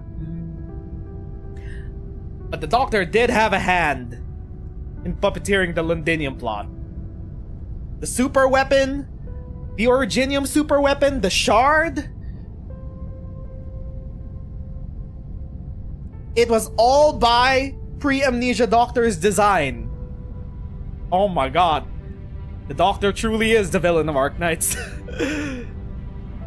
I mean, this is why I genuinely think that the Doctor of Arknights is one of the most compelling characters in all of the fiction that I've seen.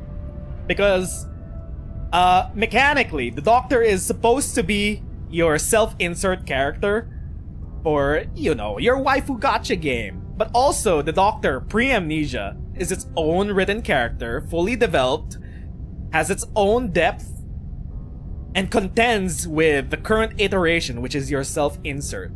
Which makes Arknights writing super compelling. Because you have your own self-insert headcanon about how your own Doctor acts post-Amnesia. But pre-Amnesia Doctor is like, I am the villain of the story. I want to spread Originium across the land for some unknown reason. For the good of all, apparently. That we still do not know of quite yet. Which is why when Enfield revealed and they revealed the protagonist of Enfield, I was incredibly disappointed on how marketable and how bland the administrator characters were. Because they were just pure self-insert.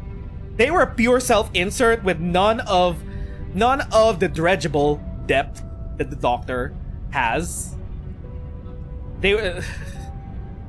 I'm not gonna get back into more Enfield discourse. I've made my piece that is probably not made for current Arknights players. It's made for the Genshin Impact fanbase or some shit. Most importantly, I pointed out another path to Theresis. His plans in Londinium will have a greater chance of success if the Sarkaz corrupt the land with Originium and destroy their enemies. Isn't this a good thing? Such a determined race is now our followers. They will become the first brilliant bloodstain on the curtain of Originium as it spreads. That's right. We have no need to destroy them. No need to kill her. I should use the Civilite Eterna. I should try to guide its hidden functions, and then I wouldn't need to. Hidden functions? What hidden? There are hidden functions to the crown. Of course there would be. Why wouldn't there be? Of course Doctor would know.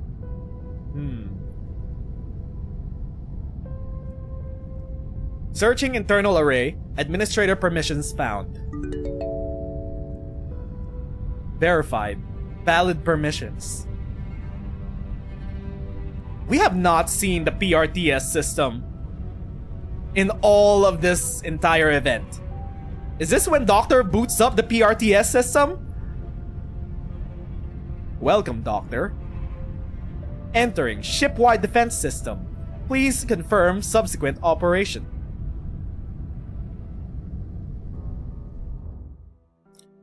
Should I really let Babel continue their actions at this point?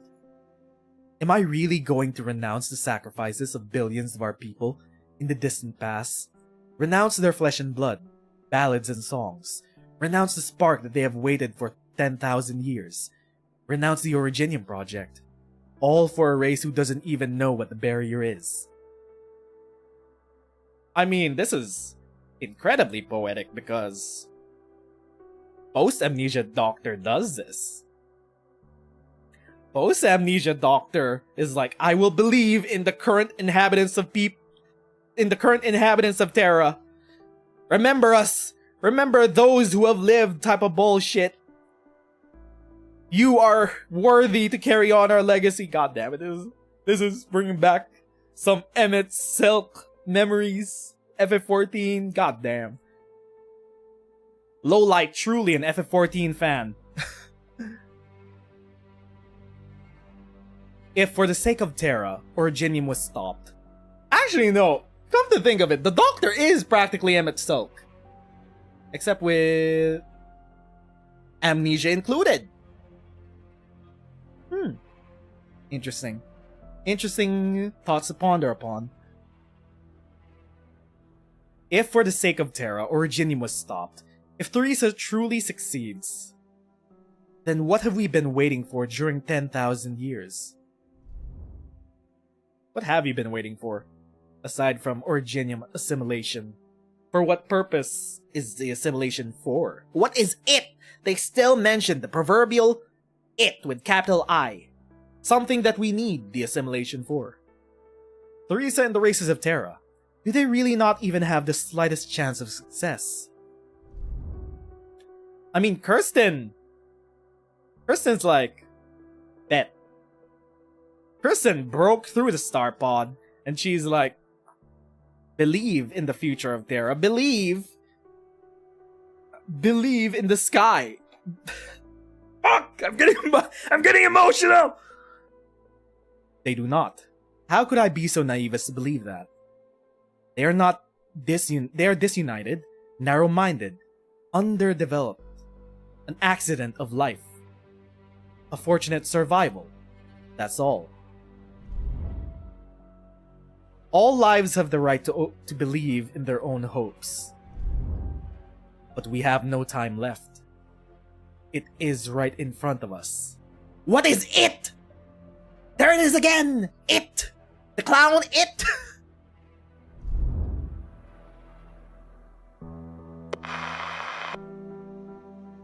Doctor? Doctor, can you hear me? That's strange. There's some peculiarities in the Doctor's emotions. Intense and shadowed. Doctor, what exactly? Look. There is a fiery light from the torn apart portal, like a smoldering gash across the sky. Only after centuries will it dissipate into nothingness. The stars are leaving from where we stand, like leaves trembling in the night. Yet that ship from Talos 2 still arrived at these rubble-strewn ruins. That is life. Portal? Talos 2? Ship? They came from Talos 2 at minimum. Okay. What is going on? Hypergryph, what are you cooking? This is what we lost after our final day. That is the ancient ode to dispel any darkness.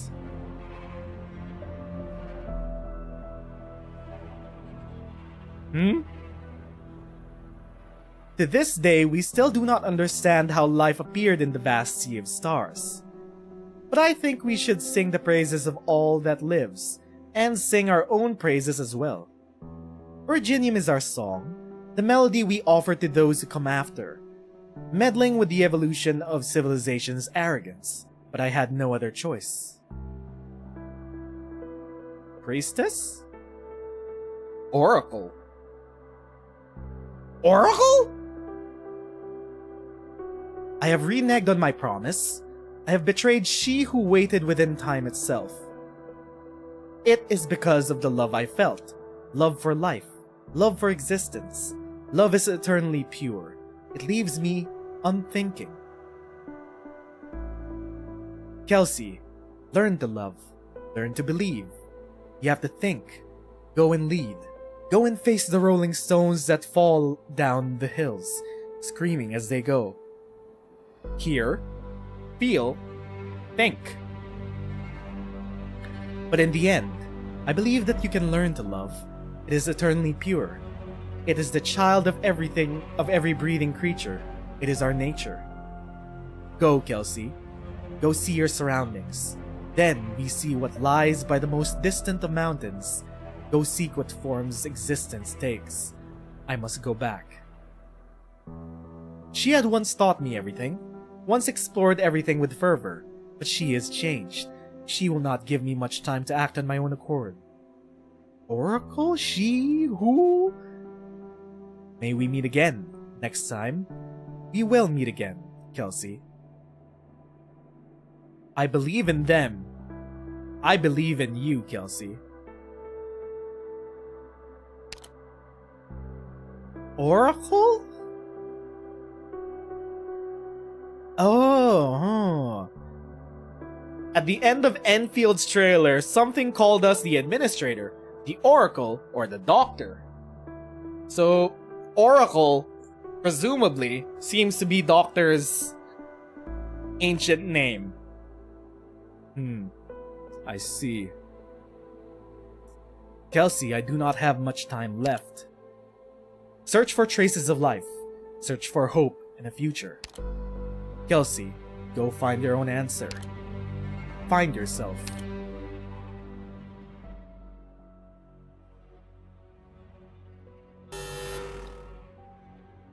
Are you sure you want to disable the ship-wide defense system?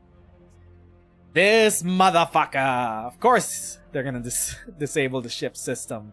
We called it from the start of this battle.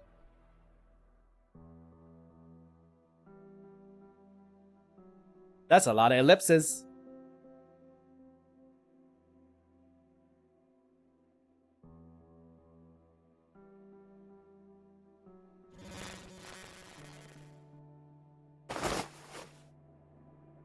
Doctor! She knows. Restart boarding ID verification selected. Confirmed. Restart ship-wide communications module selected. Confirmed. Loading. Countdown has reached 0.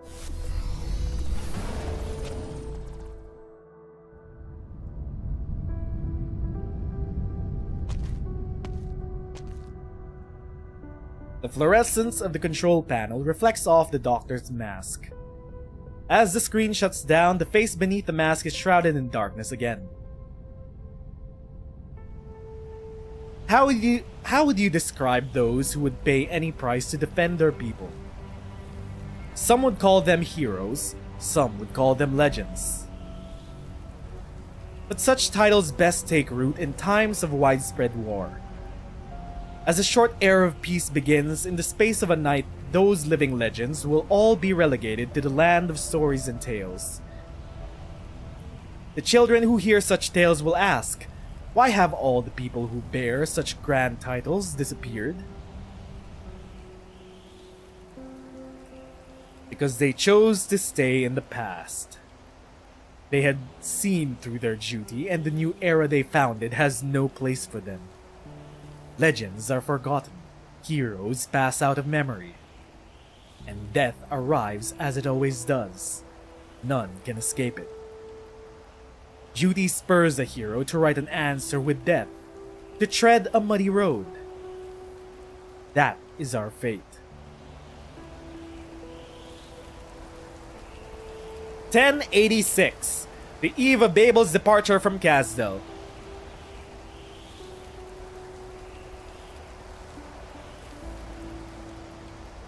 Perhaps after many years, those who were left behind and vanished after we built our home will join us in our causes. They will bear a name racked with infamy and settle this debate for us. Perhaps the twins stand shoulder to shoulder. 86. By means of the memories stored within the Black Crown, they walk along the battlefield of yesteryear, just as it was in the past. The two mixed-blood Sarkas step off the king's collapsed chariot, walking towards the battle. Walking towards the future. So this is where we part ways. It is. Here where we join hands to change Kasdel, we part. Even though you have always been their king for so many years, at times you are as you were back then.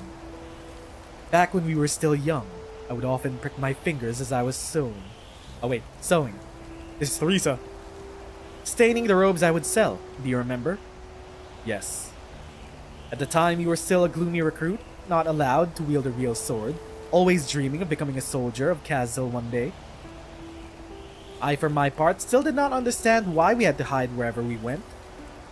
But then came the day that the royal court took note of my work and I got to meet Elise. During that meeting, I summoned my courage to ask the King of Sarkas, where does our future lie? He had no answer, only bidding me to leave. Wasn't Elise a Cyclops? I forgot. Only once I saw our defeated troops return to their homelands in ruins did I finally understand. The answer I sought could not be found in other lands, but here, in Kasdel. Kasdel will only return to glory when one of us is gone. But the one who is destined to lose is you. Must you persist with this, Teresa? There are many by my side who support me. Most Sarkas who have suffered oppression and humiliation choose rebellion and violence. No matter if those who remain wish it not, they will eventually be swept along by the tides and drawn into wars. But our generation must do something. I do not wish for this hatred in my hand to pass on to the next, where it will continue to grow, to fester and grow anew.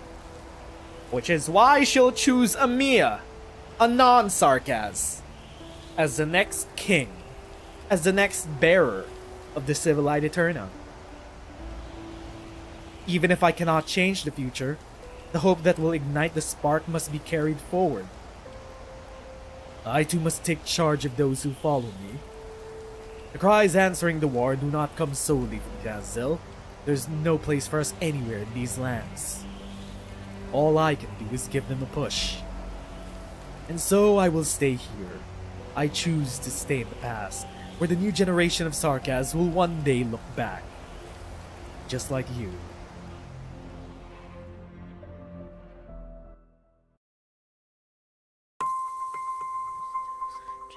Here we go. Here we go. BB-9. We're gonna play the stage after this chapter. We gotta do the stage. And also because I tried doing it blind during our gameplay stream. So I didn't get to actually see the stage. outside Rhodes Island of Babel Castle. In case we forgot, we're outside of Rhodes Island, Babel Castle.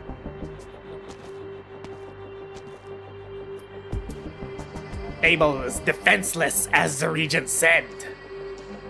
Keep quiet, stay alert. Stick to the original route and find the king. A route and B route, stand by. Their main force is not on the ship. They will need time to call for support. Babel's guards still haven't noticed us. His Highness was right. There is someone high up in the enemy's chain of command helping us. All units, enter the ship. We settle this quickly. Avoid anything unexpected.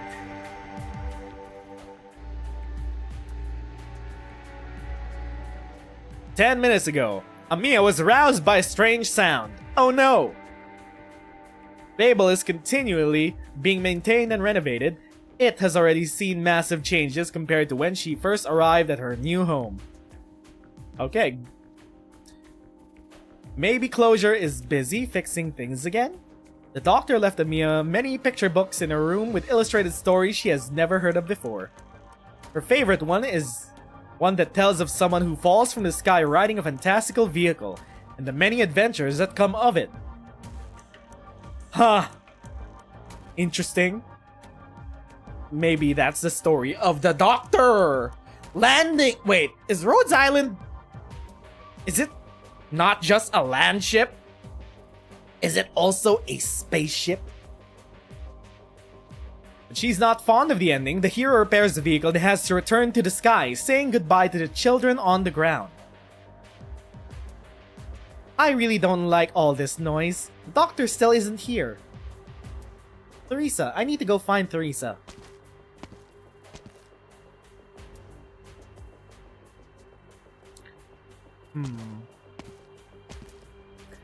Hello, Mr. Downing. You dropped your pliers on the ground. Here. Thank you, Amiya. Where are you going? I'm going to the speaker's office to find Theresa.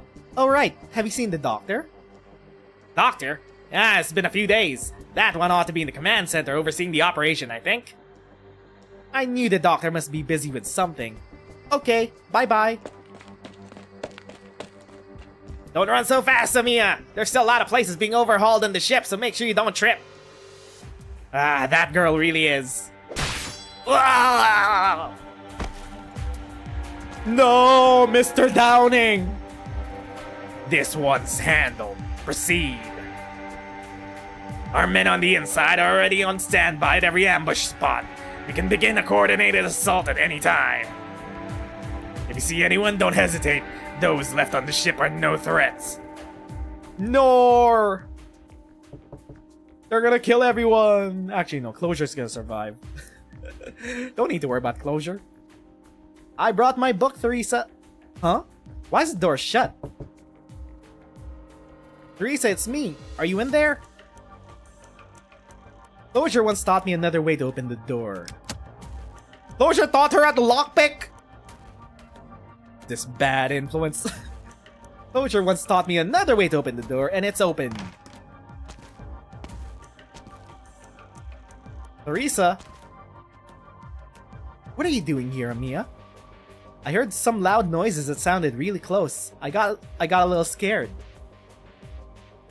We can go home now. We can go home soon. You look tired. Would you like to stay with me while I work? Is this a storybook? I see. Well, as long as it's for you, I think I can take a short break. The doctor and Dr. Kelsey won't mind. Hello, hello, Odoran. Just in time for the big event. Thank you, Theresa. Alright, come over here. Once we finish the story, I'll take you to my homeland to play. So where did we leave off last time? I mean, by now, Theresa should know what the doctor is doing. She rushed straight to the doctor, right? Nez Salem, it's me! I make a cameo! Stand back, Ducarel. You are covered in the blood of the mediocre. Merely some heirs making ridiculous statements on the situation. Nobody should be making light of the pair of siblings' lives or deaths at this moment. It is a grave disrespect. Should you not be retreating? Wait, should you not be retreating and defending the inner city right now, Nezeru? That has nothing to do with the war I'm waiting for. Theresa's asked you to come and ensure her death. Is this not you being contemptuous of those siblings yourself? The Regent would not stoop to such methods. I'm only here to witness the end of this war and the beginning of another. If the King of Sarkaz is struck down, I will bear the deathly pall of this moment. On behalf of the King, I will witness the victory I grasp from the abyss. So, you still feel sorrow. As do you. Everyone knows that she's gonna die today. Mama Logos! The wreath of reeds slowly sinks into the riverbed. The gloomy mists have not dispersed for days. Hey, Fanil, are you still by her side? For whom does the elegy ring out?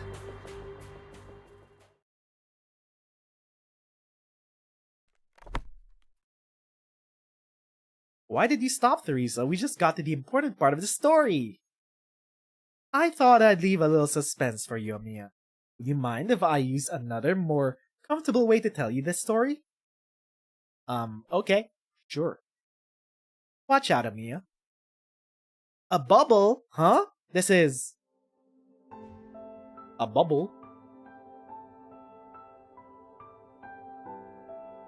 Black ripples continuously wash over the pure white room, as though Amiya plunged into a pool filled with ink.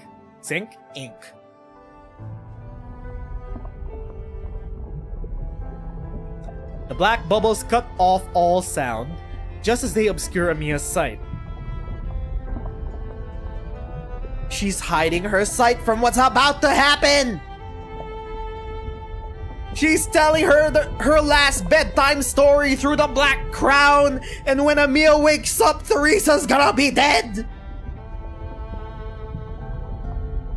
Beyond the bubbles, Theresa's figure becomes more and more indistinct, retreating further into the distance. Theresa? Stay inside for now, Amiya. Sleep well. You'll be safe here by my side.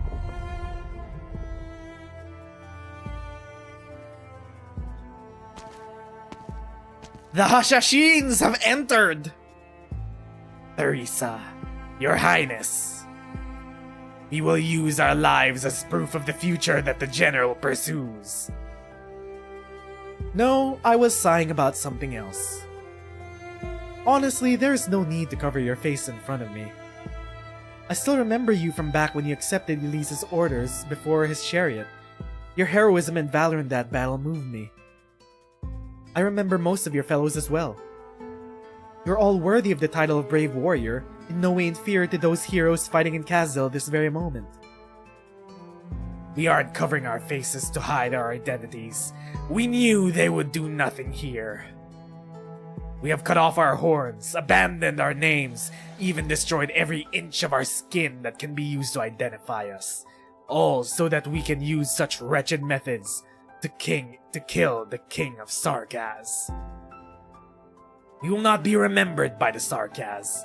We can't be remembered. Do it. The rushing air engulfs the assassins' blades like a swamp as they incessantly stab forward. Swoosh! The trembling of the blades causes the air surrounding them to resonate. They press on! They continue to stab!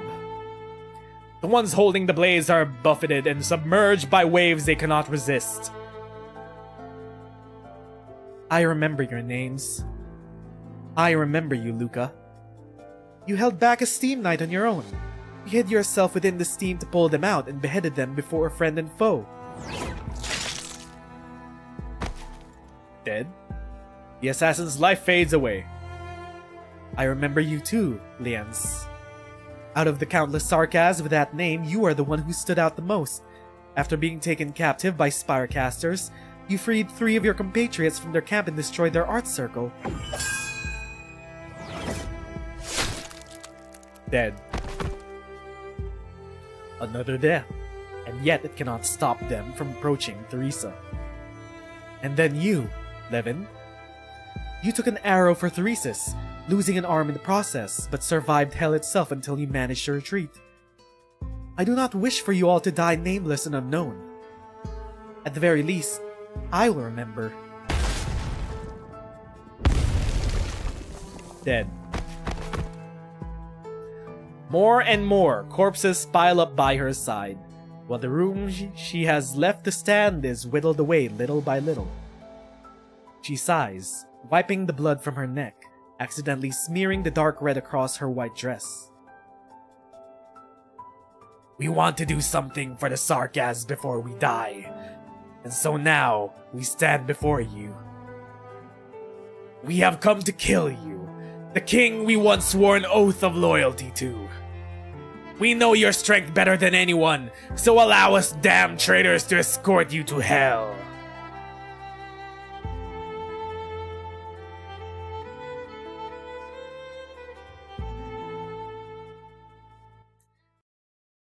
Here we go.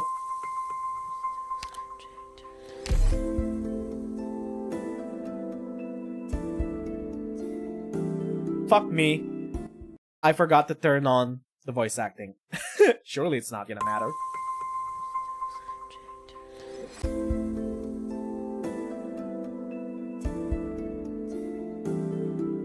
Theresa? What happened? It's okay, Amiya. I'm here. I'll take care of things.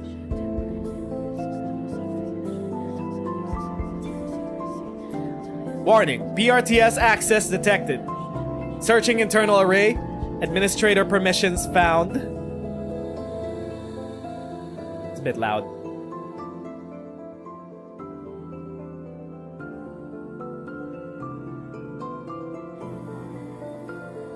Are you sure you want to disable all defense systems? Confirmed. This was when the doctor did it! Optimal route calculated, data uploaded, safety window countdown has begun. BRTS is standing by.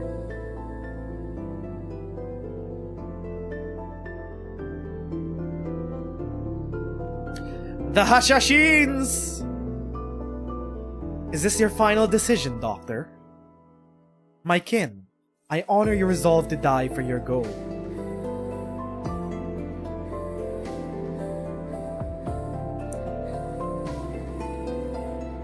Unidentified targets detected. Activating alarm. Alarm cancelled by administrator.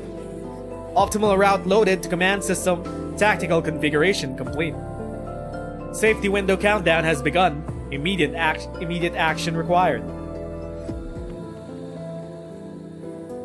Immediate action required! Wait. How does this... If the doctor is the one doing the gameplay, is this one last respite from Doctor putting this one block? Actually, no. It's blocking off escape. They're just making the route more efficient. Oh my god!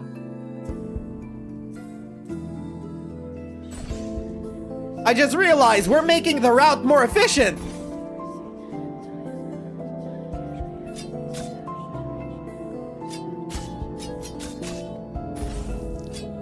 It's headed straight for Theresa!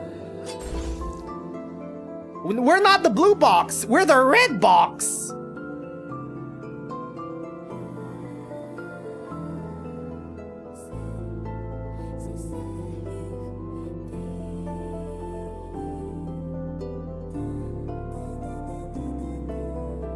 There are 13 assassins! We get 13 operators in a squad! We are the red box! It's the doctor! Oh my god! It's the doctor watching from their device! Ooh. Peak, Kino, cinematic, the narrative implications of making this a gameplay stage. Peak writing! This is the doctor watching from security cameras. Is this you, Theresa? I'm wrapped in some invisible bubble. I can't see or hear anything. Amiya, I never thought it would end like this.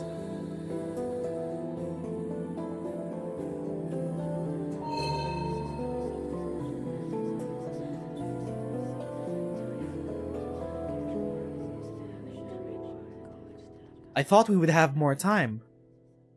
The King of Sarkaz, I wish I did not have to pass this burden to you so suddenly.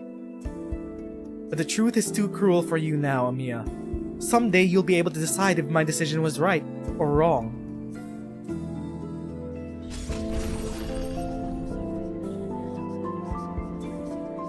Well, shit. Here we go. My operators! You're killing my operators! No, that was my trust support! I borrowed that one! No! I spent 300 bulls on that one specifically!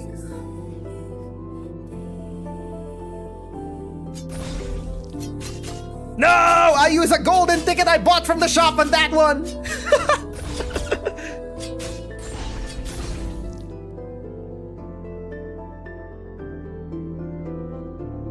Goodbye, Amiya. It will all be over when you wake up. Mission accomplished.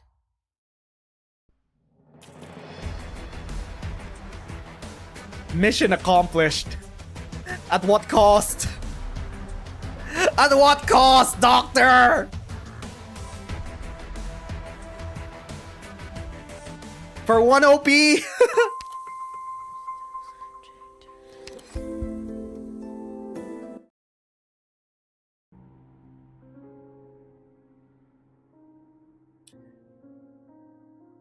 Let's bring the volume back up. The last thing Amiya remembers is sleeping inside the black bubble. Theresa gently cradling the bubble wrapped around her, telling her a story that she has already heard many times before. Well, at least we now have confirmation that the doctor definitely killed Theresa. And Kelsey hating the doctor at the start of the game is well-founded. She has a well-kept and understandable grudge. Within the desert of despair live many terrible shadows, forever chasing after the little puppet who is seeking for hope. The black-cloaked shadows were the echoes of the oldest despair and sadness. If they catch you, you'll never escape them. Is she telling Amiya about the myriad souls within the Black Crown? Within the desert, the little puppet met the king, who was covered in pure gold and with precious gems. The king told the little puppet that if he went back the way he came, he would be given riches beyond measure. Oh no, this is the bedtime story that she was finishing. Despite the king pulling him back, the little puppet ignored the captivating gems and pressed onwards. But very soon, the black-cloaked shadows caught him. They kept throwing themselves at him over and over again, near endlessly. Bang, bang, bang. The puppet took out a long spear made of needle and some threads, fighting the shadows until finally, after knocking aside the shadows' sharp talons, he managed to escape. He ran as fast as he could until he reached a large river of tears. There was neither a boat nor weeds, so all the little puppet could do was swim across. But as he soaked in the tears, he began to sink, until he touched the riverbed. He had failed. Was this how the story ended? Amiya could not believe. Maybe Theresa read it wrongly. She anxiously wished for Theresa to change the ending of the story. Theresa. Yes? Can we save the little puppet? You wish to save him? I do. I really do. There is no one saving Theresa today. All sounds fade away. The bubble obstructing Amiya's sight dissipates. Theresa's figure becomes clearer and clearer.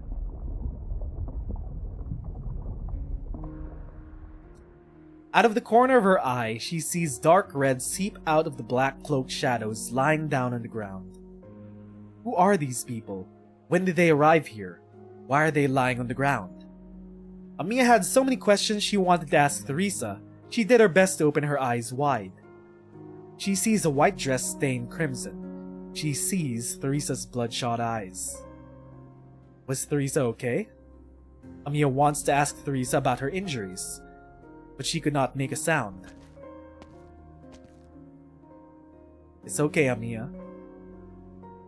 I'm here. I beat those bad people from the story. What happened to Theresa? Amiya wants to wipe the wariness off of Theresa's face. She could not move her hands.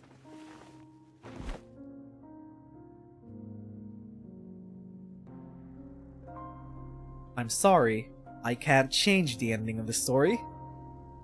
But you can, Amiya. You will walk along a difficult path, just like the little puppet who tried to cross the river of tears.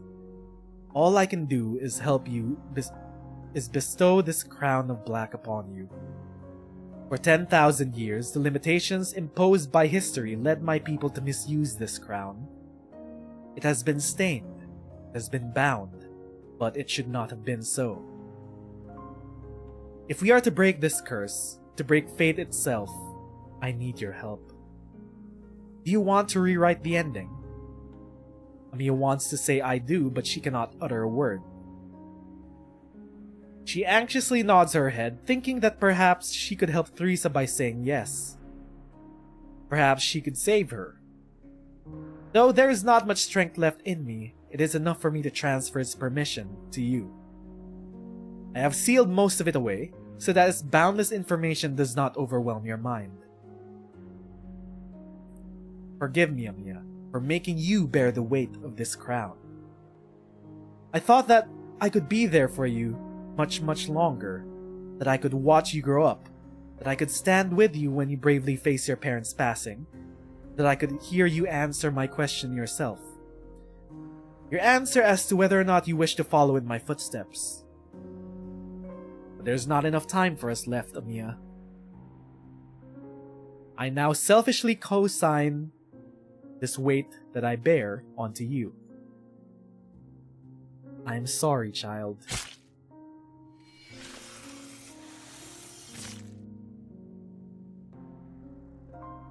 Hey, yo!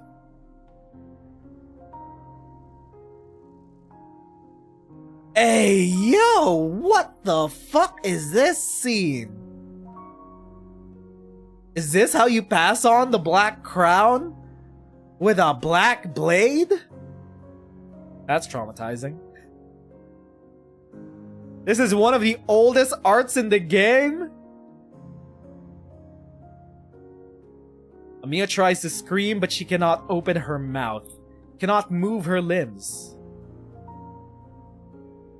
A black blade seems to penetrate her chest. She ought to feel pain, but this blade leaves behind only warmth. A warmth brimming with hope. Amiya, it is hope and also pain. You will be confused, you will hesitate. But please trust Dr. Kelsey. Trust that she will always stand by your side. She will help you dredge back up the secrets of survival. You can bear it, can't you, Amiya?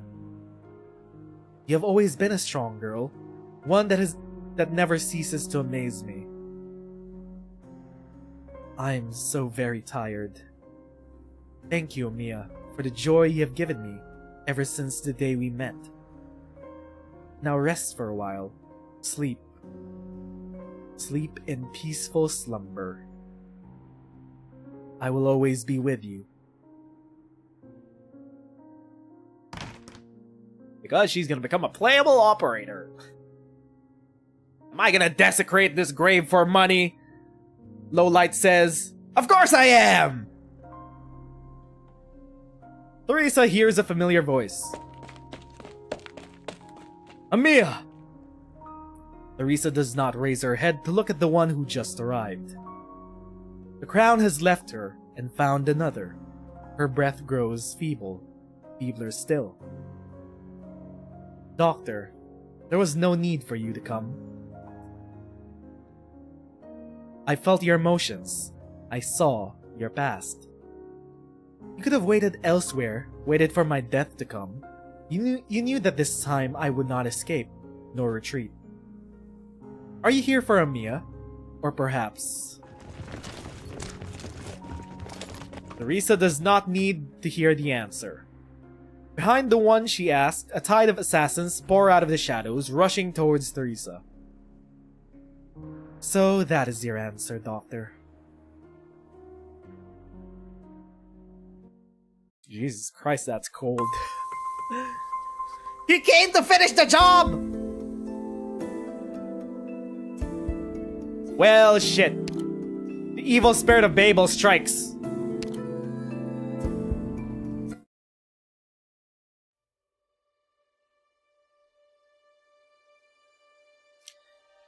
Teresa is glad to see Amiya asleep.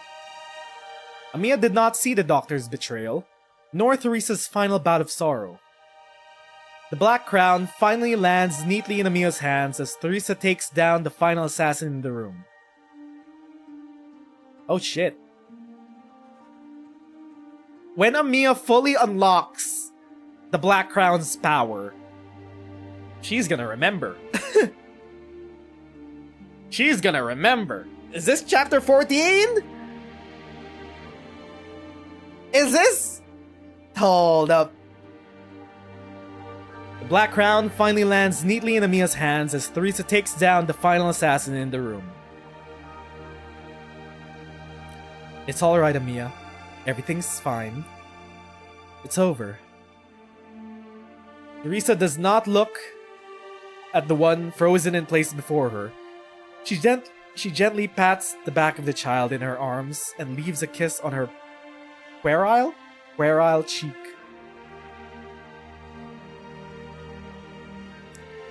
Teresa, I can't throw away this opportunity I spent millions of lives and myriads of years to reach. I can't let you ruin the plan for Originium. I can't let you turn this great land into a beautiful but fleeting dream. And that's why you put Amiya in harm's way. This fucker. Wait a minute. Did he lead Amiya here? So that Teresa would protect her? The loud sound, did Doctor set that up to wake Amiya? So that she would look... This motherfucker! The Doctor led Amiya here so Teresa wouldn't leave!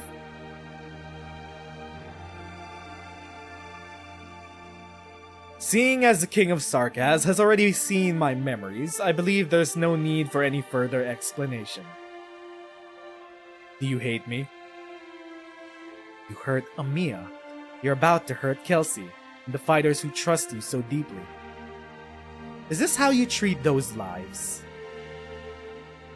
I'll do what I can to ensure their safety in the ensuing conflict. This is what Teresa swore to me as well. We only need you to die. Doctor, did you present yourself before me out of guilt? Guilt is too light of a word compared to everything I've done. We made too many choices in a time that even Kelsey isn't familiar with.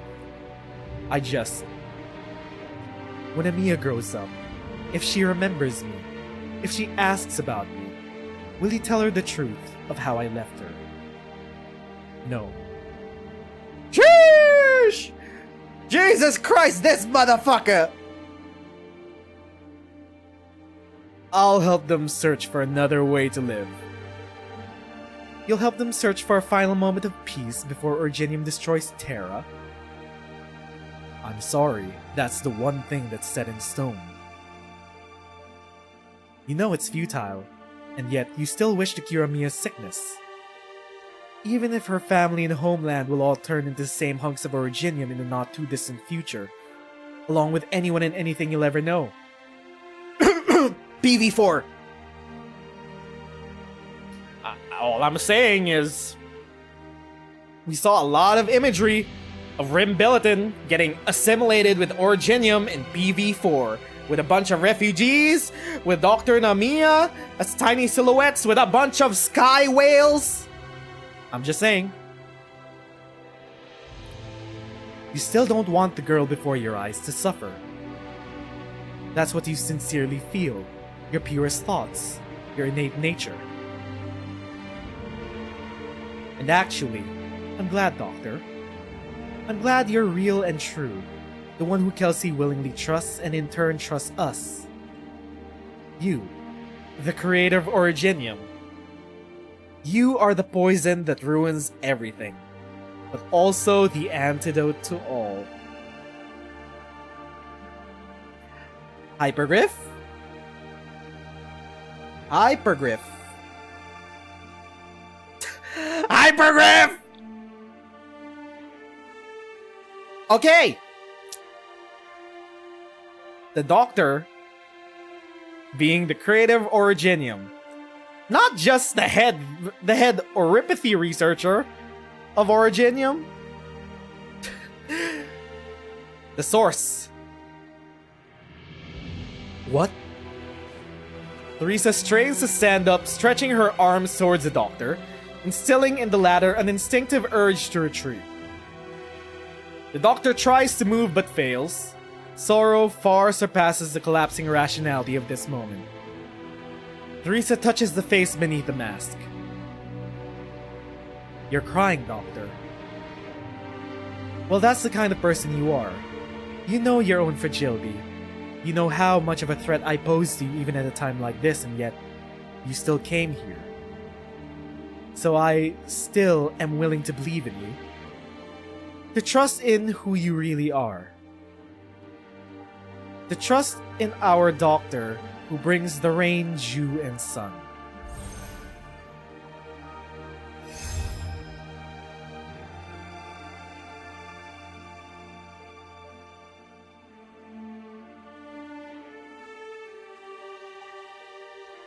This face is both familiar and strange. Theresa knows its features well. She never had a chance to directly perceive the emotions on it until now. She smiles and stretches out her finger, snipping the scene before her into two, as if it were made of cloth. Then she slowly pulls out a loose thread from the rift, and the remnants unravel as the Doctor's memories dissipate. Hey, yo! It was Theresa! Theresa was like, you created Originium. You're gonna solve this problem that you started. Your memories are going bye-bye. The final gift. The final gift. A gift and a curse.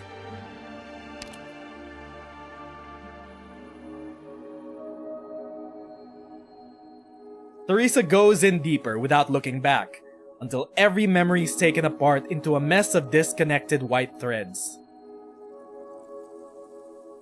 Okay. Fuck me. This is all peak and cinematic and all and Kino and all.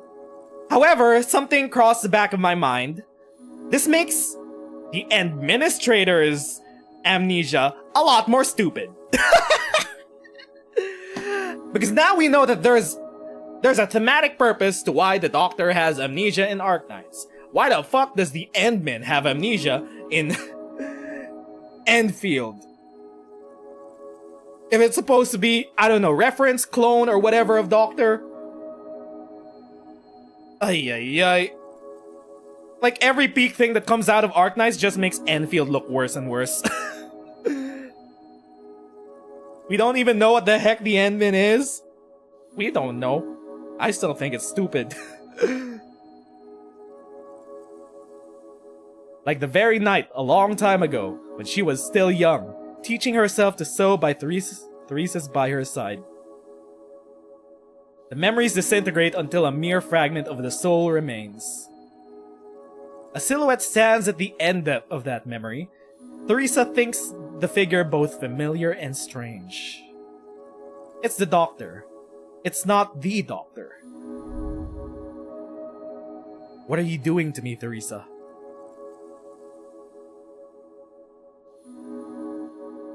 We're done here, but I suddenly feel like leaving you a surprise, so don't blame me for this, Doctor. I'll say to you this one thing.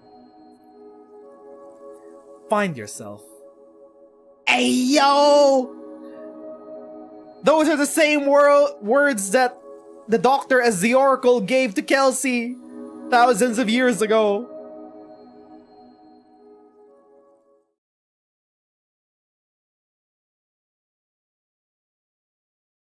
Okay, sure.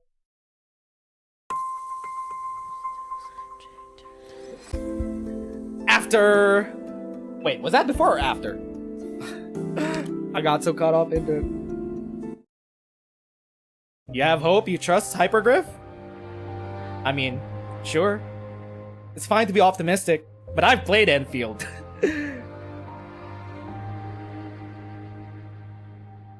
Teresa holds the hands of the one before her as if it were their first meeting. She quietly faces the other pair of eyes, looking at the emotions shifting within until, finally, only a void remains. She knows then every memory has been wiped clean, the soul purified. This is how we end up. This is how we end up with instant noodle chugging, hot water chugging autistic doctor. She broke our brain. I mean, it's funny though.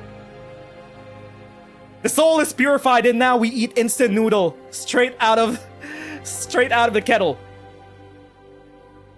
Your memory is gone and your soul reborn. You are now a self-insert for gooners. This is both a gift and a curse to you, Doctor. A truly terrible trick. But they underestimate your benevolence, your desire for victory. They underestimate us and what makes Terra so tenacious. Doctor, allow me to call you by this name for the last time. This is my little revenge on you. And also my final gift to you. Memory does not shape who you are. So, with your original self, live again on this land. See the world. Feel the various emotions life brings. Meet the many people of Terra. And perhaps your journey will start in suffering, and you may never manage to escape the murky moon shadows of this land. But you will always get to see the sun rise. I trust you will find a new solution, one that is truly your own. An answer that sounds just like the murmur Kelsey and I once heard. A most moving answer.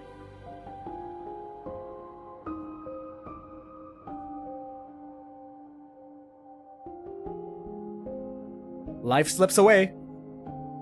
Her ears gradually pick up an elegy from afar. La Carameline did establish a connection with her after all. Teresa feels her own breath growing feebler, and she also feels unprecedentedly relieved. She tries her best to keep Amia in her arms protected. Amia's heartbeat calms her own. I'm a little tired. It's exhausting holding on to that crown. I should rest when I'm tired. Isn't that right, Amia? I once imagined that perhaps one day we'll be able to let everyone on this vast land fall into peaceful slumber. It may take a long time to come, but maybe you could see it for me.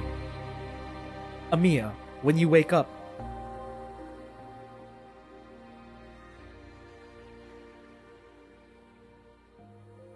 you'll have to keep going. I'm so tired. No, she's not here yet. She clings to her final strand of remaining strength. She's waiting for someone she must see. Fortunately, the sound of her footsteps already draws near. And then finally, even though she no longer has the strength to keep her eyes open, she knows. She is here. Kelsey. Kelsey.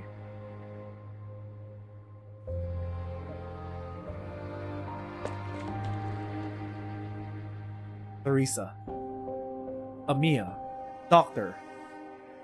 I knew full well this possibility always existed. Why? I should have stayed behind. It's my... Theresa. We should have... Theresa. Confirmed. Dead. Monster. Heed my command. Prepare for any follow-up attacks. The doctor and Amia. Nothing must happen to them. Protect them at all costs. Monster! Kelsey. Kelsey.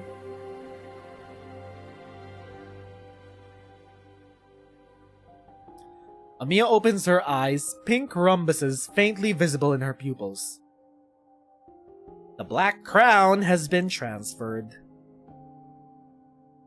Oh wait, no! Pink! It's Theresa speaking through Amia. Theresa's eyes remain shut tight. But Kelsey knows. It's her. Kelsey, I've been waiting for you. Theresa, It's alright, Kelsey. It's fine. Listen to me.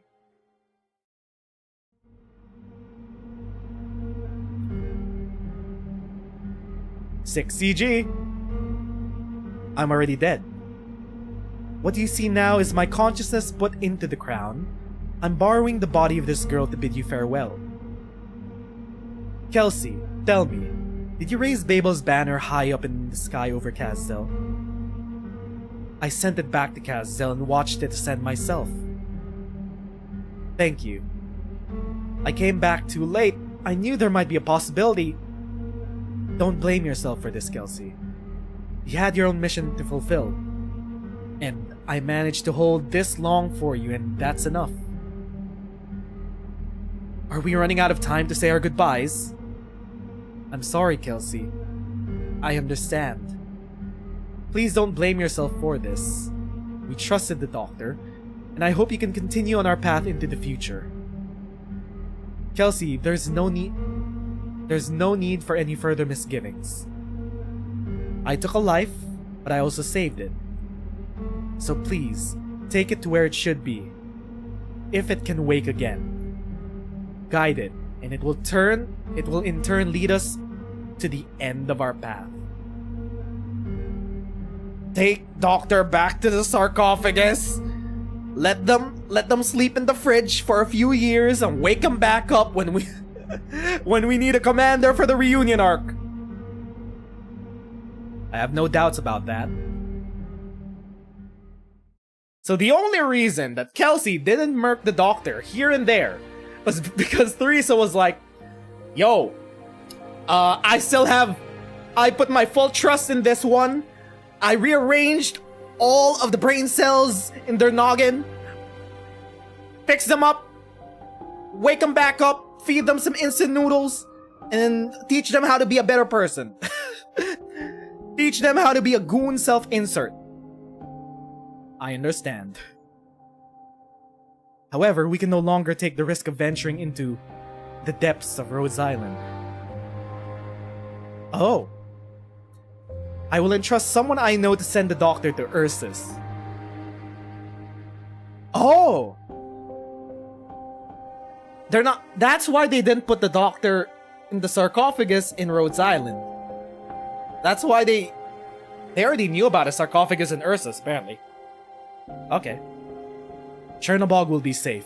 It is too dangerous to allow the doctor to stay on Rhodes Island. That's good, Kelsey. I'll leave the rest to Amia then. She will walk a difficult road. I will be with her, and Babel as well. She's so young, but so strong. Kelsey, giving the crown to Babel, to her, I did not do this on a selfish whim. To break the cycle and deal with what is to come, the king cannot only be a king of the Sarkas, nor can it only be a king of Terra. The role is no fetter, controller, or unparalleled power. The role is the key. The king is Civilite Eterna. But Kelsey, keep this a secret from Mia. She doesn't need to bear all of that for now. She will understand once she embarks on that path. She needs to understand. Only by overcoming every obstacle can we find the doors that lead to this world. And you? I will be gone in the pursuit of my ideal. As for her, she will become the flame that burns all corruption to ashes.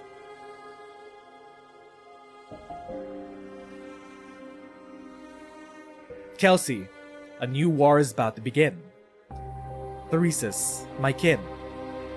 He will descend onto the cradle in Victoria that belongs to us, and Originium will cover that patch of land. Wait, who is this? Theresis, my kin, so... Theresa? It's still Theresa talking?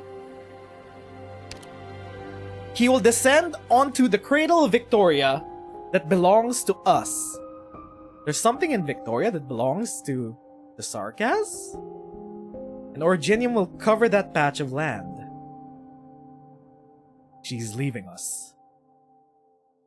He will bring suffering to the other races on this land, while you will become the final struggle for her ideals. A last-ditch effort. He will make everyone else on Terra see the Sarkaz as enemies once more. Deathmongers, do not attempt to abandon your efforts before her end is set. Prove to me that her path still holds the chance to win a future. Prevent that day from turning true before everything becomes irreversible. Prove to her the peace you strive for is still worth a response. Though I regret to say this, my compatriots, the call to repay this blood debt is already resonating throughout this great land.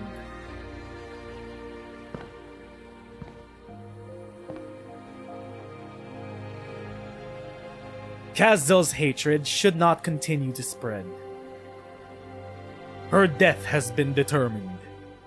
You have lost a Sarkaz king. I have lost my only kin. And I will not let these sacrifices be in vain. My people, whether you've come for peace or vengeance, I will hear your voices. Revenge, war, survival, and future. You will see where the Sarkaz true path lies. The blood with which you stain the steps of Victoria will eventually return to where it belongs. We must make this place a new beginning for us. I can still hear the Sarkaz voices even now, Kelsey. The closer I get to the myriad souls, the clearer their voices become. What I can glean from their shouts and cries is... suffering will descend once more. All of Terra will surrender, starting from this very spot. The Sarkaz will rise again. Will ruin the land. We have to stop him, Kelsey. But that's not something Babel can do as it is now. You'll find a way. Besides, you'll never be alone with the Babel we built together. Our companions will help you. Your Highness. Theresa, Your Highness! Your Highness! And they arrived in the room.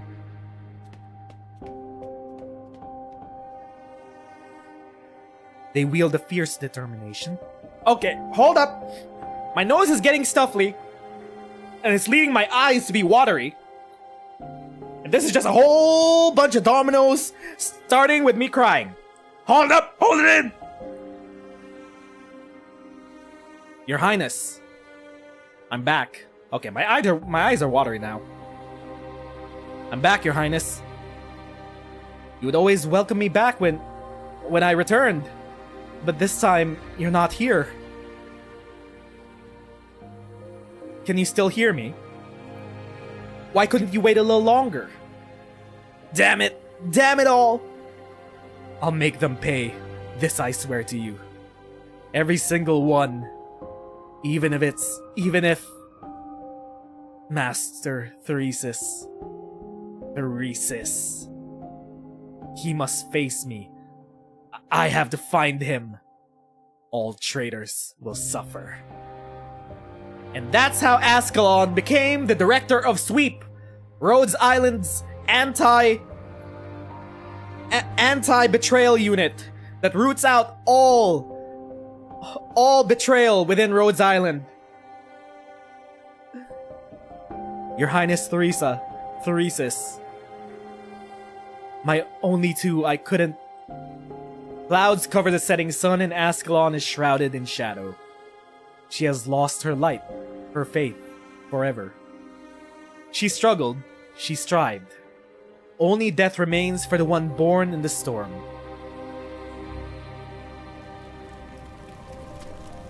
Back in Kazdel. They are the most remarkable of all.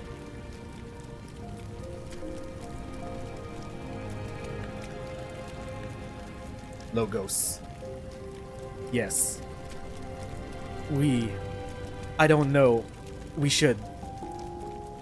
Let's retreat first. Let's return to Babel.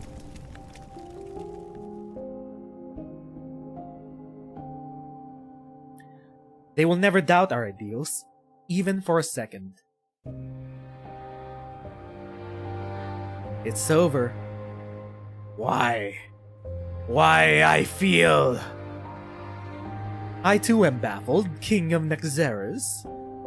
I thought I was long accustomed to a King of Sarkaz's demise. But I too feel... sadness. Those, the ones left behind, you do not need to question their loyalty. Interesting that we got W here. No way. Who set this fucking calm? Did the military commission intercept this? Are they screwing with us? I don't believe it. Shut the hell up, Scout! The land ship should be this way. Theresa, she couldn't have just died like that. That's a tease to Wizardel. In case we forgot, we're about to get the most broken operator of all time in Arknights in less than 7 days. Winter of 896. The King of Sarkaz dies. Which king? Which one? Ah, Elise. And Kazdel falls into ruin. The explosion of the Soul Furnace sends dust flying across all Kazdel's territory for 3 whole days and nights. Finally, it falls to the ground like black snowflakes, bearing the bones of the invaders, along with the ruin once known as Kazdel.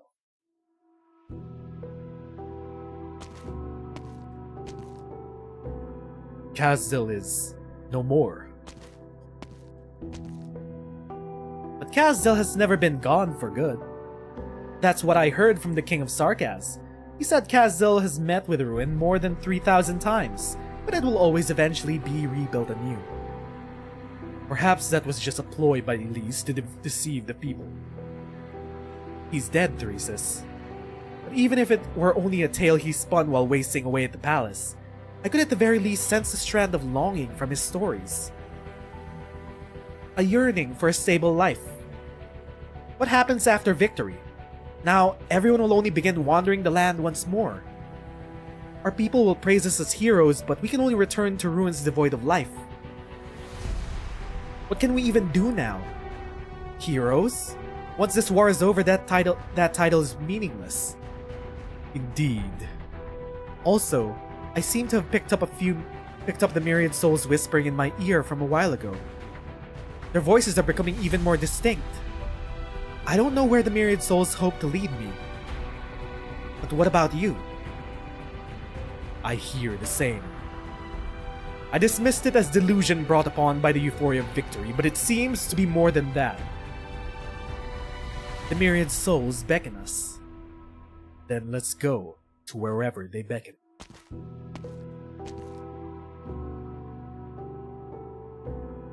Elise, King of Sarkaz, rests here for eternity.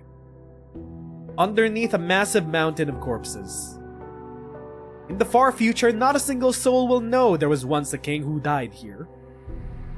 He was so mediocre, so ordinary. The Sarkaz do not remember the defeated. In this war that changed their fate, the people will only remember the names of 6 incomparably dazzling heroes. Here we are. Oh wait, no, that's Teresa. Here we are! I remember this place. It was here we gathered to swear oaths and joined the battle after Elise's chariot was destroyed. This is where we started. A clothes maker and a guard. Did you hear that, Theresis? The myriad souls speak from under our feet. Ah! There it is. Yes. To think it was this small.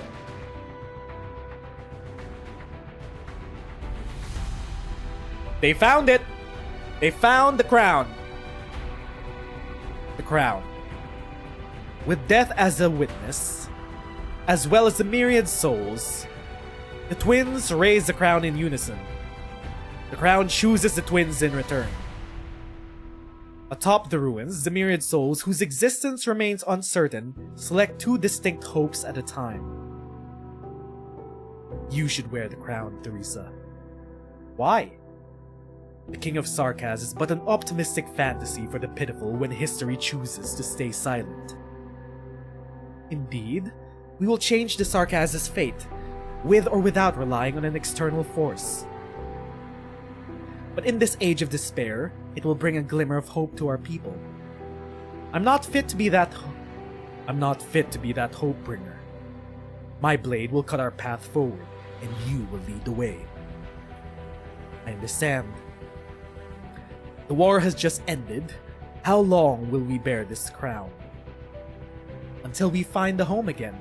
Until the Black Crown swallows us in its suffering.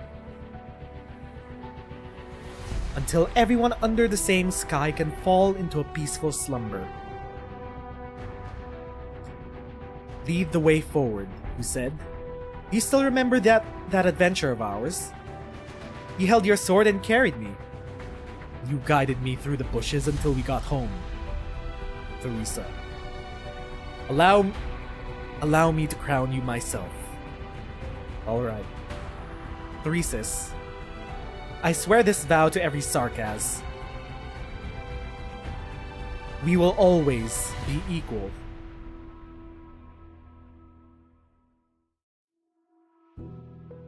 Peek! Kino! Peek! That was 10, right? BB-10? Or was it... I think it was 10? Or do we only have 1 chapter left? Okay. 1 chapter left! The ending of Babel. Here we go.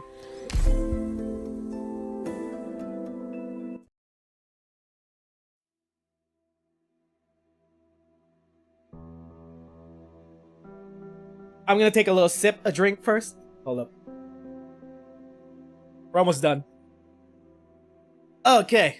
I really need to pee, but 1 last chapter to go. I'll pee after stream. Erasing memories. This is something Teresa actually lacks experience in. Not to mention, she now faces a rare kind of mind. My deep, dark, fucked up mind. She knows not what she will see, and she has no clue if it will be dangerous, but there's no room for retreat. She has made the final decision of her life. She walks into the doctor's memories and cuts them up into countless fragments of dissipating threads. Memory fades away in silence. She walks through a world she has never seen and could never understand. How did such a glorious civilization meet its end? How do geniuses as bright as shooting stars struggle for a solution to their ultimate problem, yet find nothing? That's still the big mystery. What was the ultimate problem of the ancients that they needed Originium to solve, Plus, they needed to hibernate for a while to wait for Originium to solve the problem. What was the big problem? Apparently it wasn't Originium. It was something way worse. Is resistance futile? Is unity a mere fantasy? Is Terra's future already set in stone? What of her beloved homeland? Oh, we kinda already know it? What, you mean the Sea Terrors, the Demons, the Fahrenmuts? Or just inner strife between discrimination among the people of the lands? Pick your poison, which one of it is it?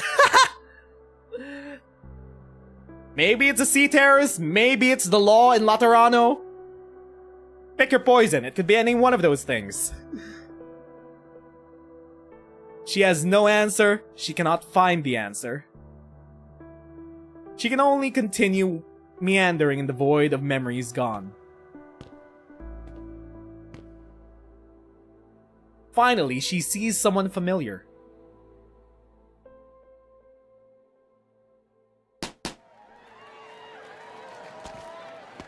Kelsey! Is all their enthusiasm overwhelming you?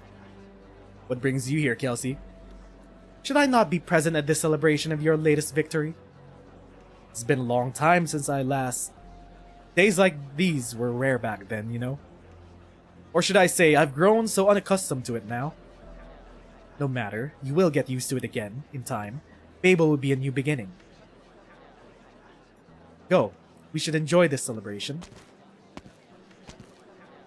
Teresa watches Kelsey pat the doctor before gently pushing that very back into the waiting crowd.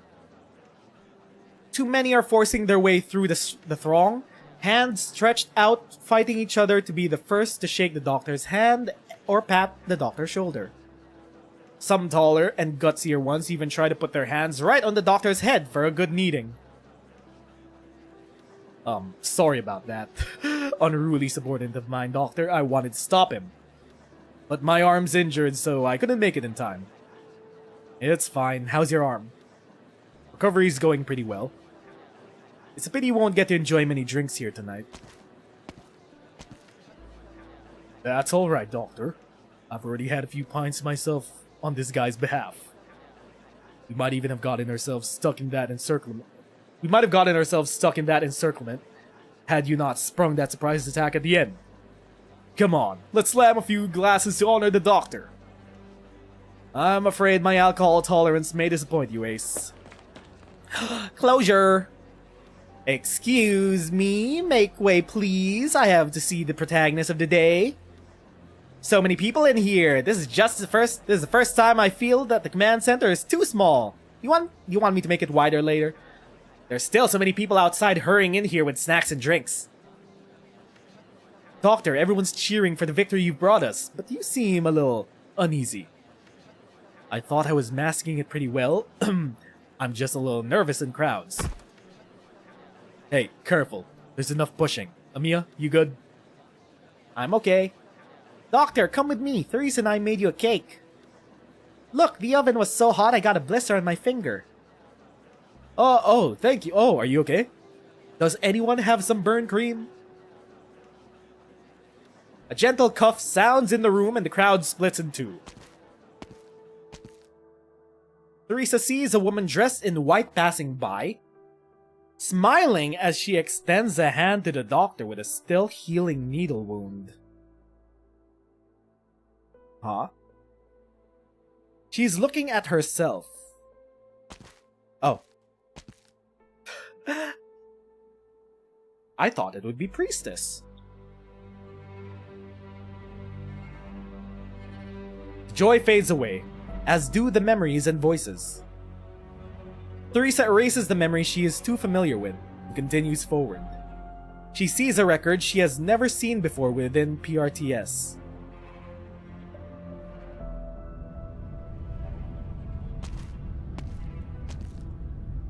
Invoke imaging capabilities. Enable administrator-level encryption. Image number 0091 admin. Add subject. This is for you. Activating recorder. Beginning video record. If I didn't hold on until you woke up, you'll see this video. I will remain here in the safest of places until everything settles. Once I'm done here, done with everything, I'll vanish into silence, disappearing before all those who hate me. There's always a voice inside me, reminding me, asking me who I am. Our own watcher, or a traitor to future civilizations? I can no longer recognize myself. You'll get an answer after checking all the logs I left behind, but for now at least, I'll no longer hesitate to do what I should do. When you wake up, I will have already disappeared in your past, and also unable to appear in our promised future. When you wake up! Is the doctor addressing Priestess? That's why I hope. Pause recording, delete all previous content. I still need a bit more time.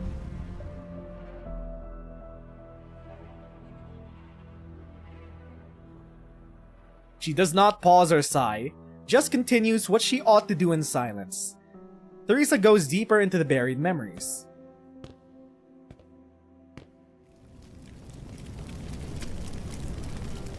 I need you to contact the closest rescue team. Direct Transport has a Rim built-in logo on it. This is your squad. I hear someone's still alive in there. We got your call, but it's still taking some time for us to rush over from the nearest mining plate. Based on the information you gave us, there's been a banditry at your location there before.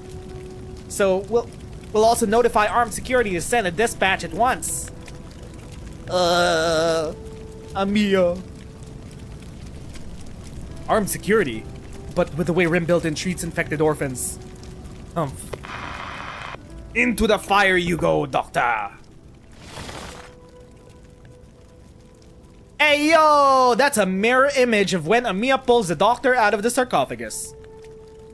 And when Priestess puts the doctor into the sarcophagus. Just hold on. I'll get you out of there myself. You. Please stay with me. That's a good girl. Give me your hand. Hold tight. But I'm so tired. What's your name? Name? Mom calls me Amiya. Amiya, just hold on tight. I'm holding. I won't let you go. The memory shatters. This is Theresa's destination. The terminus of Doctor's memory. Okay, here we go. Theresa. This is impossible. Every memory should have been Theresa. She follows the voice to avoid, and it speaks once more from behind the nothingness. Where am I?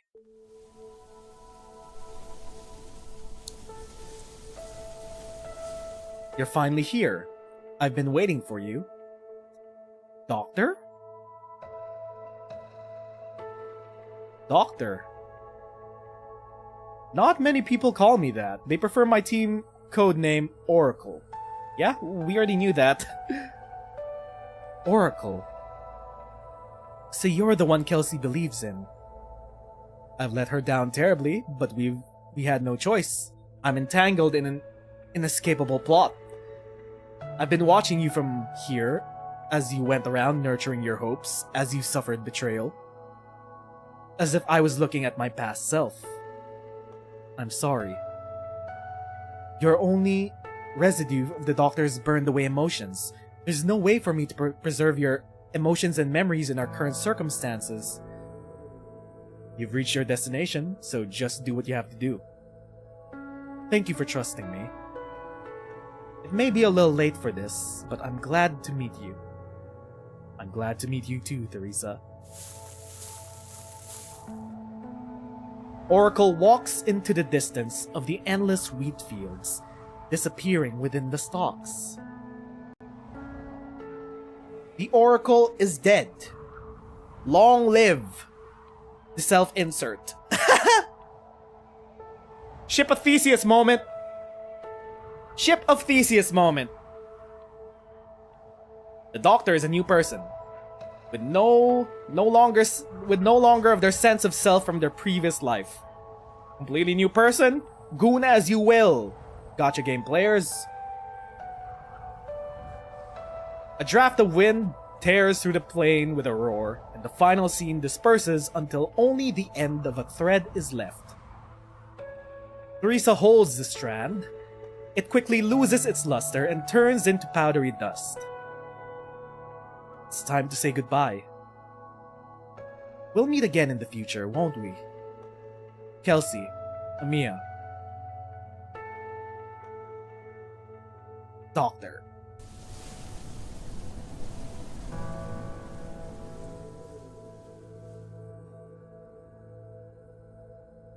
I mean, we will meet again in the future. Lowlight is gonna desecrate your grave to make you a playable character. Teresa lets go of the final strand of thread in her hand and watches it disperse and fade away like starlight. She takes a step forward towards hope. Towards death.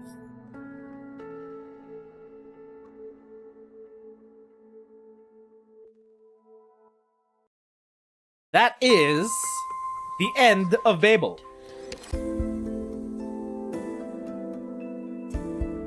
Ten out of 10.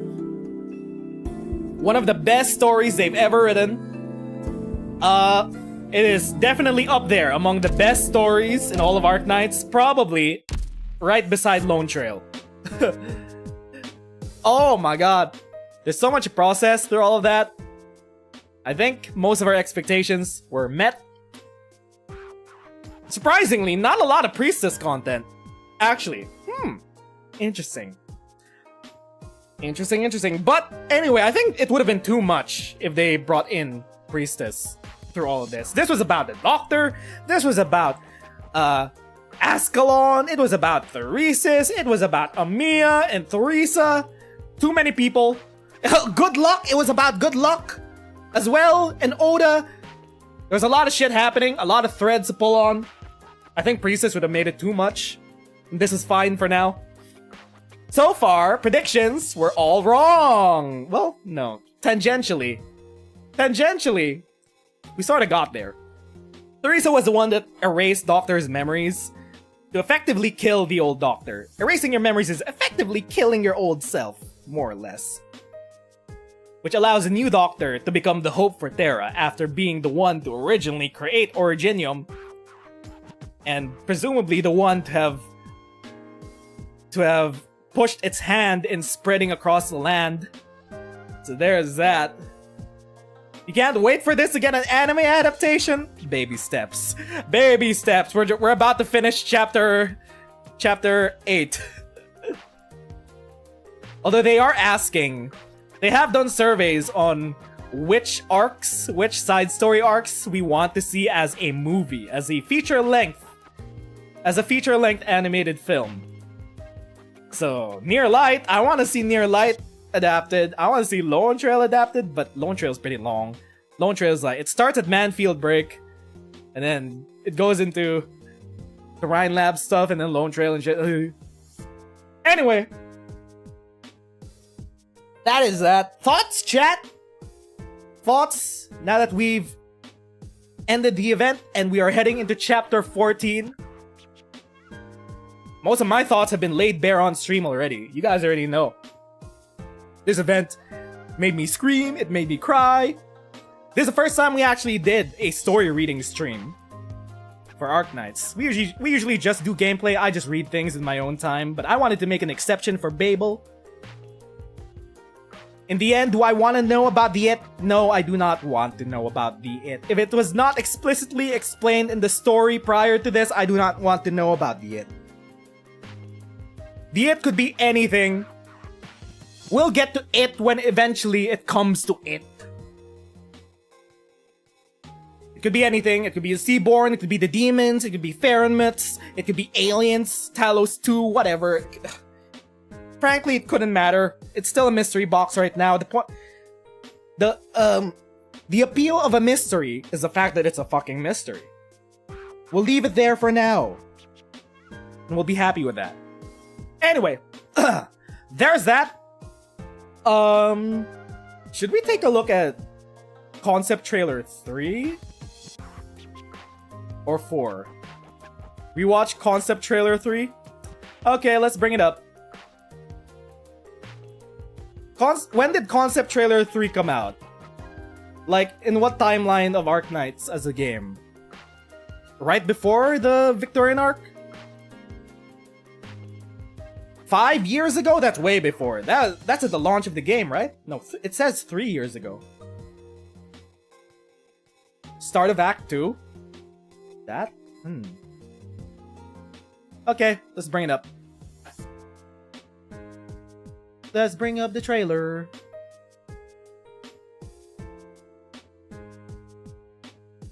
Here we go. Turn down volume. Not 5 years, 4 years? On the English channel it says 3 years, but the English is, 6 months late. Okay, here we go. Concept trailer 3. Let's see how much of this was planned out. あなたがこの手紙を読んでいるということは、きっとすべて片付いた頃ね。私がこの船にどんな思いを込めているのか、どうしてこの船をそんなに大切にしているのか、そんなことを何度も聞いてきたでしょ？ケルシー、私の答えはね、このロドスアイランドという船があなたの家になってほしいと願っていたからなの。This is not Kelsey. That's not Kelsey.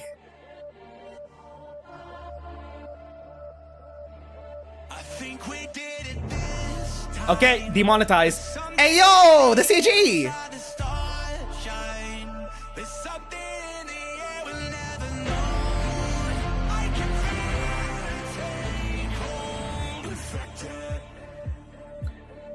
This concept trailer released before I even started Arknights, which explains why I've never seen it before.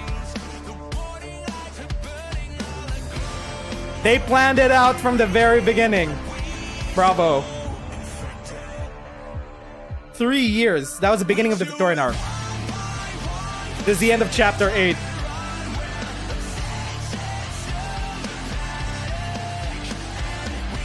Have we seen this CG yet? Of Amiya and Siege fighting side by side?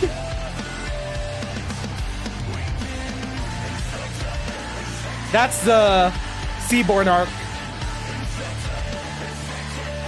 The Kazimesh arc. The Confessarius.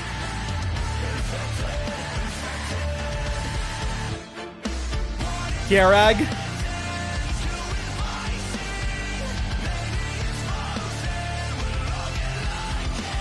Scene of Theresa's death.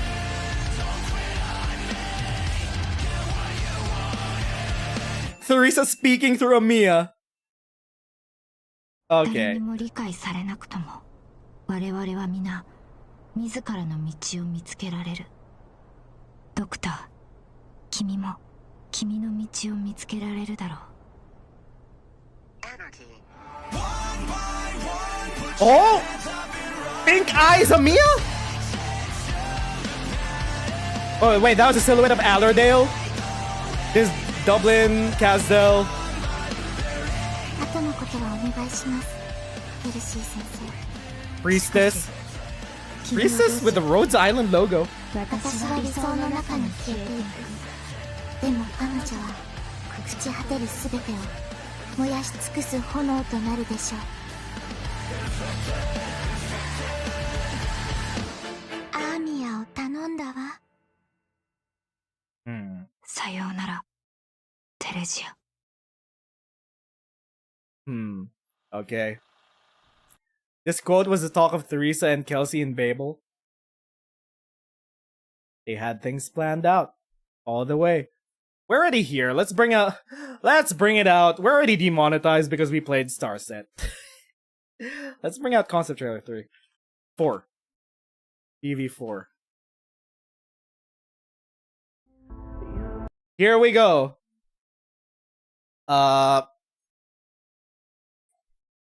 Let's try to connect the dots. How many times have we watched this? We already broke this down during our first watch through when it premiered. So we're not gonna go too long into this. We're just gonna bring up relevant stuff.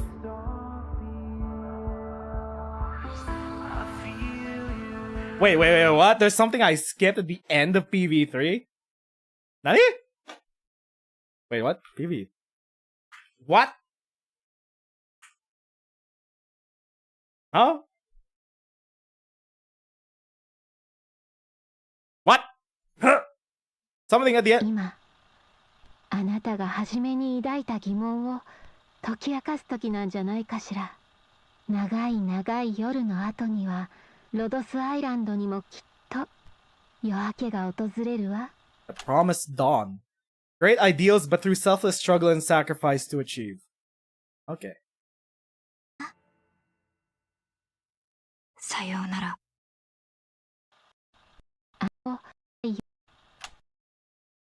Not much left. I don't know what I'm looking for. They showed when Teresa stabbed Amia.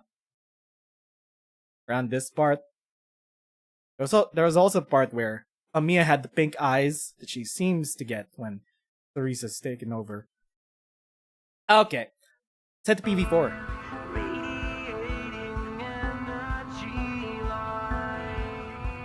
The sarcophagus is shutting off. Friston ceding control and power of the tomb. All this bullshit. It's now a lot more recontextualized now that we have a lot more current date information.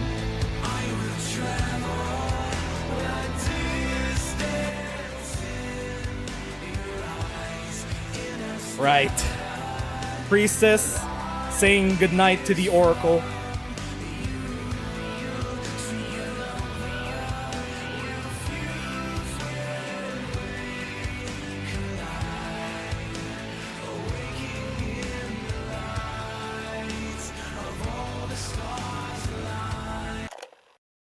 Rewind. 今再び星たちの瞬きを捉えたわ。いつかまた星の残光がテラに差し込んだら、その光の火痕を立ってみせるって約束してくれたわよね。Priestess? ドクター、私の手を握って行きましょう。 Origenium! 私と共に歩んでいく。そうでしょ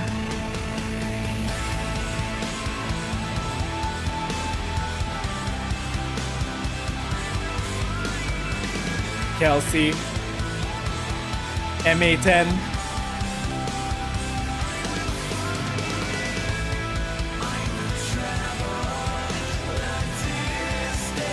Lapland Altar. The Vampire Girl. The Random. I still have thoughts about that one.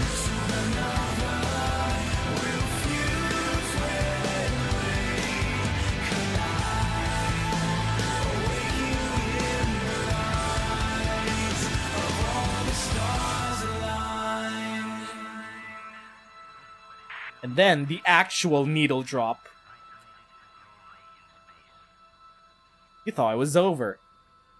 It's not over. Here comes the real drop.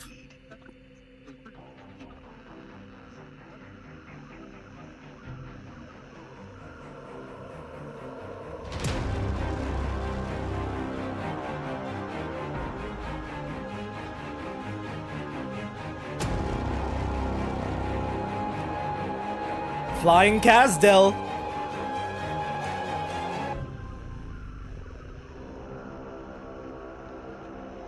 Look up to the sky, baby! Look up to the sky!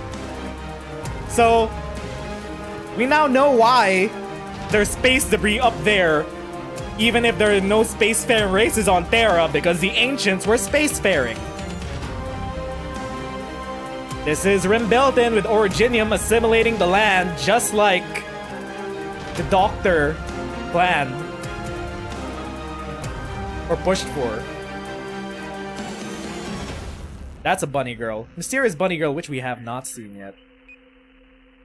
This Terra is ours. I still maintain the theory that the red lines here.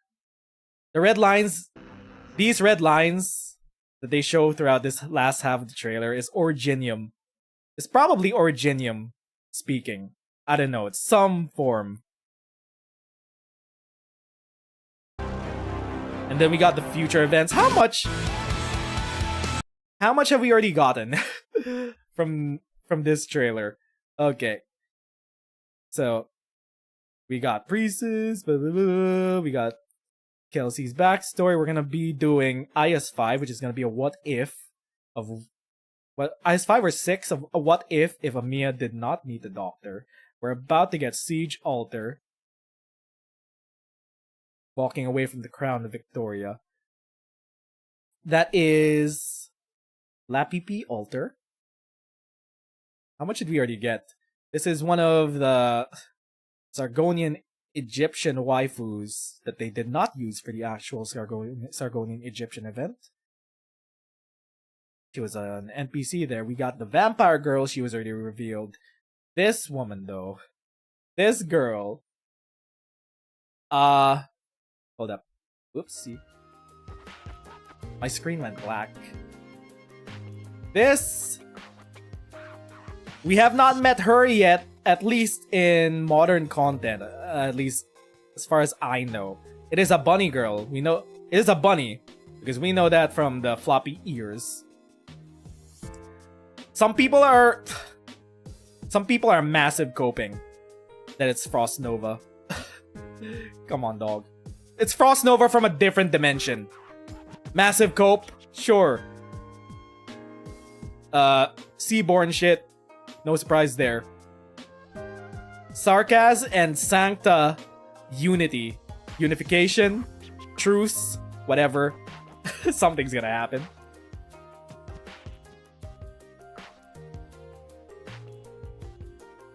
Laterano. Then we got the end of the song, and it drops into a bunch of cryptic wording with red text. And red and yellow are like the signifying colors of Originium. So I don't know. That's what makes me believe that the red text is from Originium itself. And then we got the tease to Lone Trail 2 Electric Boogaloo, which has still yet to happen. Nasty is developing a flying mobile city platform named after Kazdel. So, why this is important? Because the mention of a city that Amiya leads in the future in Kelsey's Bloodline of Combat skin. Which makes me want to believe that it's going to be the future version of the last city of Kazdel, when like all of Terra is assimilated and they need one last bastion for humanity. And it's gonna be this. This is the seed of that great city of Kazdel that will lead the Terrans into the stars, maybe towards Talos 2 or some shit. There's a lot of seeds being planted here. Why does it keep doing that?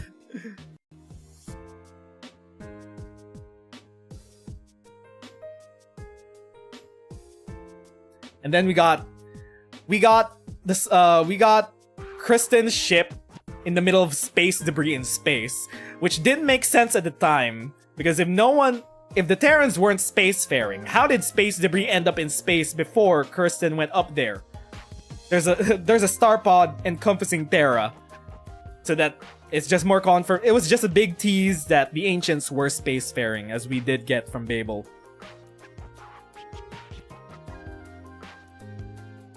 And then there's this portal. Also, the whole Talos 2 drop. The Talos 2 lore bomb that, at least initially, the ancients came from Talos 2. Or the beings that eventually became the humanoid people of Terra came from Talos 2. And which explains why there are portals leading directly to Talos 2 in Enfield. And then we have these portals all around Terra. And then we got the Sky Whales. The Sky Whales! I will never shut up about the Sky Whales. They're secretly the most important thing in all of Arknights. Because the oceans are full of terrors, are full of sea terrors. What could possibly grow there to be that big aside from giant sea terror leviathans? Where are the whales? Where could the whales be? They're in the fucking ground and in the sky. This is my one crazy conspiracy theory that I will stick by. And then we got a bunch of refugee-looking people looking up at the sky whales. Will the sky whales be the salvation of people on Terra? This is Rimbilden, by the way. Specifically Rimbilden. Originium is spreading across the land, assimilating. Bang, bang, bang. And we already have a tease. We have a tease that there is a massive organism that lives underneath. That lives underneath at least one. One of them is confirmed to be underneath Rimbilden because we met them during Ray's event. It was a Farenmit. At least we assumed it was a Farenmit. Are these all Farenmit sky whales? The other flying sky whale that we met was also a Farenmit. It was Ursula. Which the Sarkaz turned into a big ship. The Sarkaz used necromancy to turn Ursula into a big ship. So we already have the presidents of sky whales being Farenmits. Do they just live underneath Australia? Australians! Do you have gods underneath your land? Yes or no? The current theory is that it's Originium information that transformed the Ancients and Sarkaz into humanoid form. The Ancients were animals from Talos, though I don't know if they got that on Terra yet. No, the T-Kaz already existed. The T-Kaz were the native inhabitants of Terra. They existed before the Ancients got here. It was... The Farenmits got here first, and then they shaped they shaped the land. They shaped reality and shit. And then the T-Kaz came along. And then the Ancients came along. I don't know when the Elders or the Beast Lords came along. That's a different story. But that's our confirmed timeline at minimum. And then somewhere along that timeline, humanoid animal people came along with 4 ears. Anyway, Babel, 10 out of 10. Enjoyed it a lot. Thank you to everyone that stopped by for the last 3 weeks to join us on our story reading stream. This week will be the release of Chapter 14. We will be back it should release on Friday. We'll be back next weekend to pull for Logos and Vizadel, the 2 most powerful operators in the game so far. And then maybe, just maybe, we will be continuing our slew of story reading streams for Chapter 14. Maybe. But anyway, see you guys next weekend. Thank you to everyone to stop by, use this as second monitor content, chilled out in chat, watch us react to all of the lore bombs and reveals. But until then, once again, my name is Nez and thanks for watching. I'm gonna see you guys next weekend for Chapter 14. Bye-bye, friendos.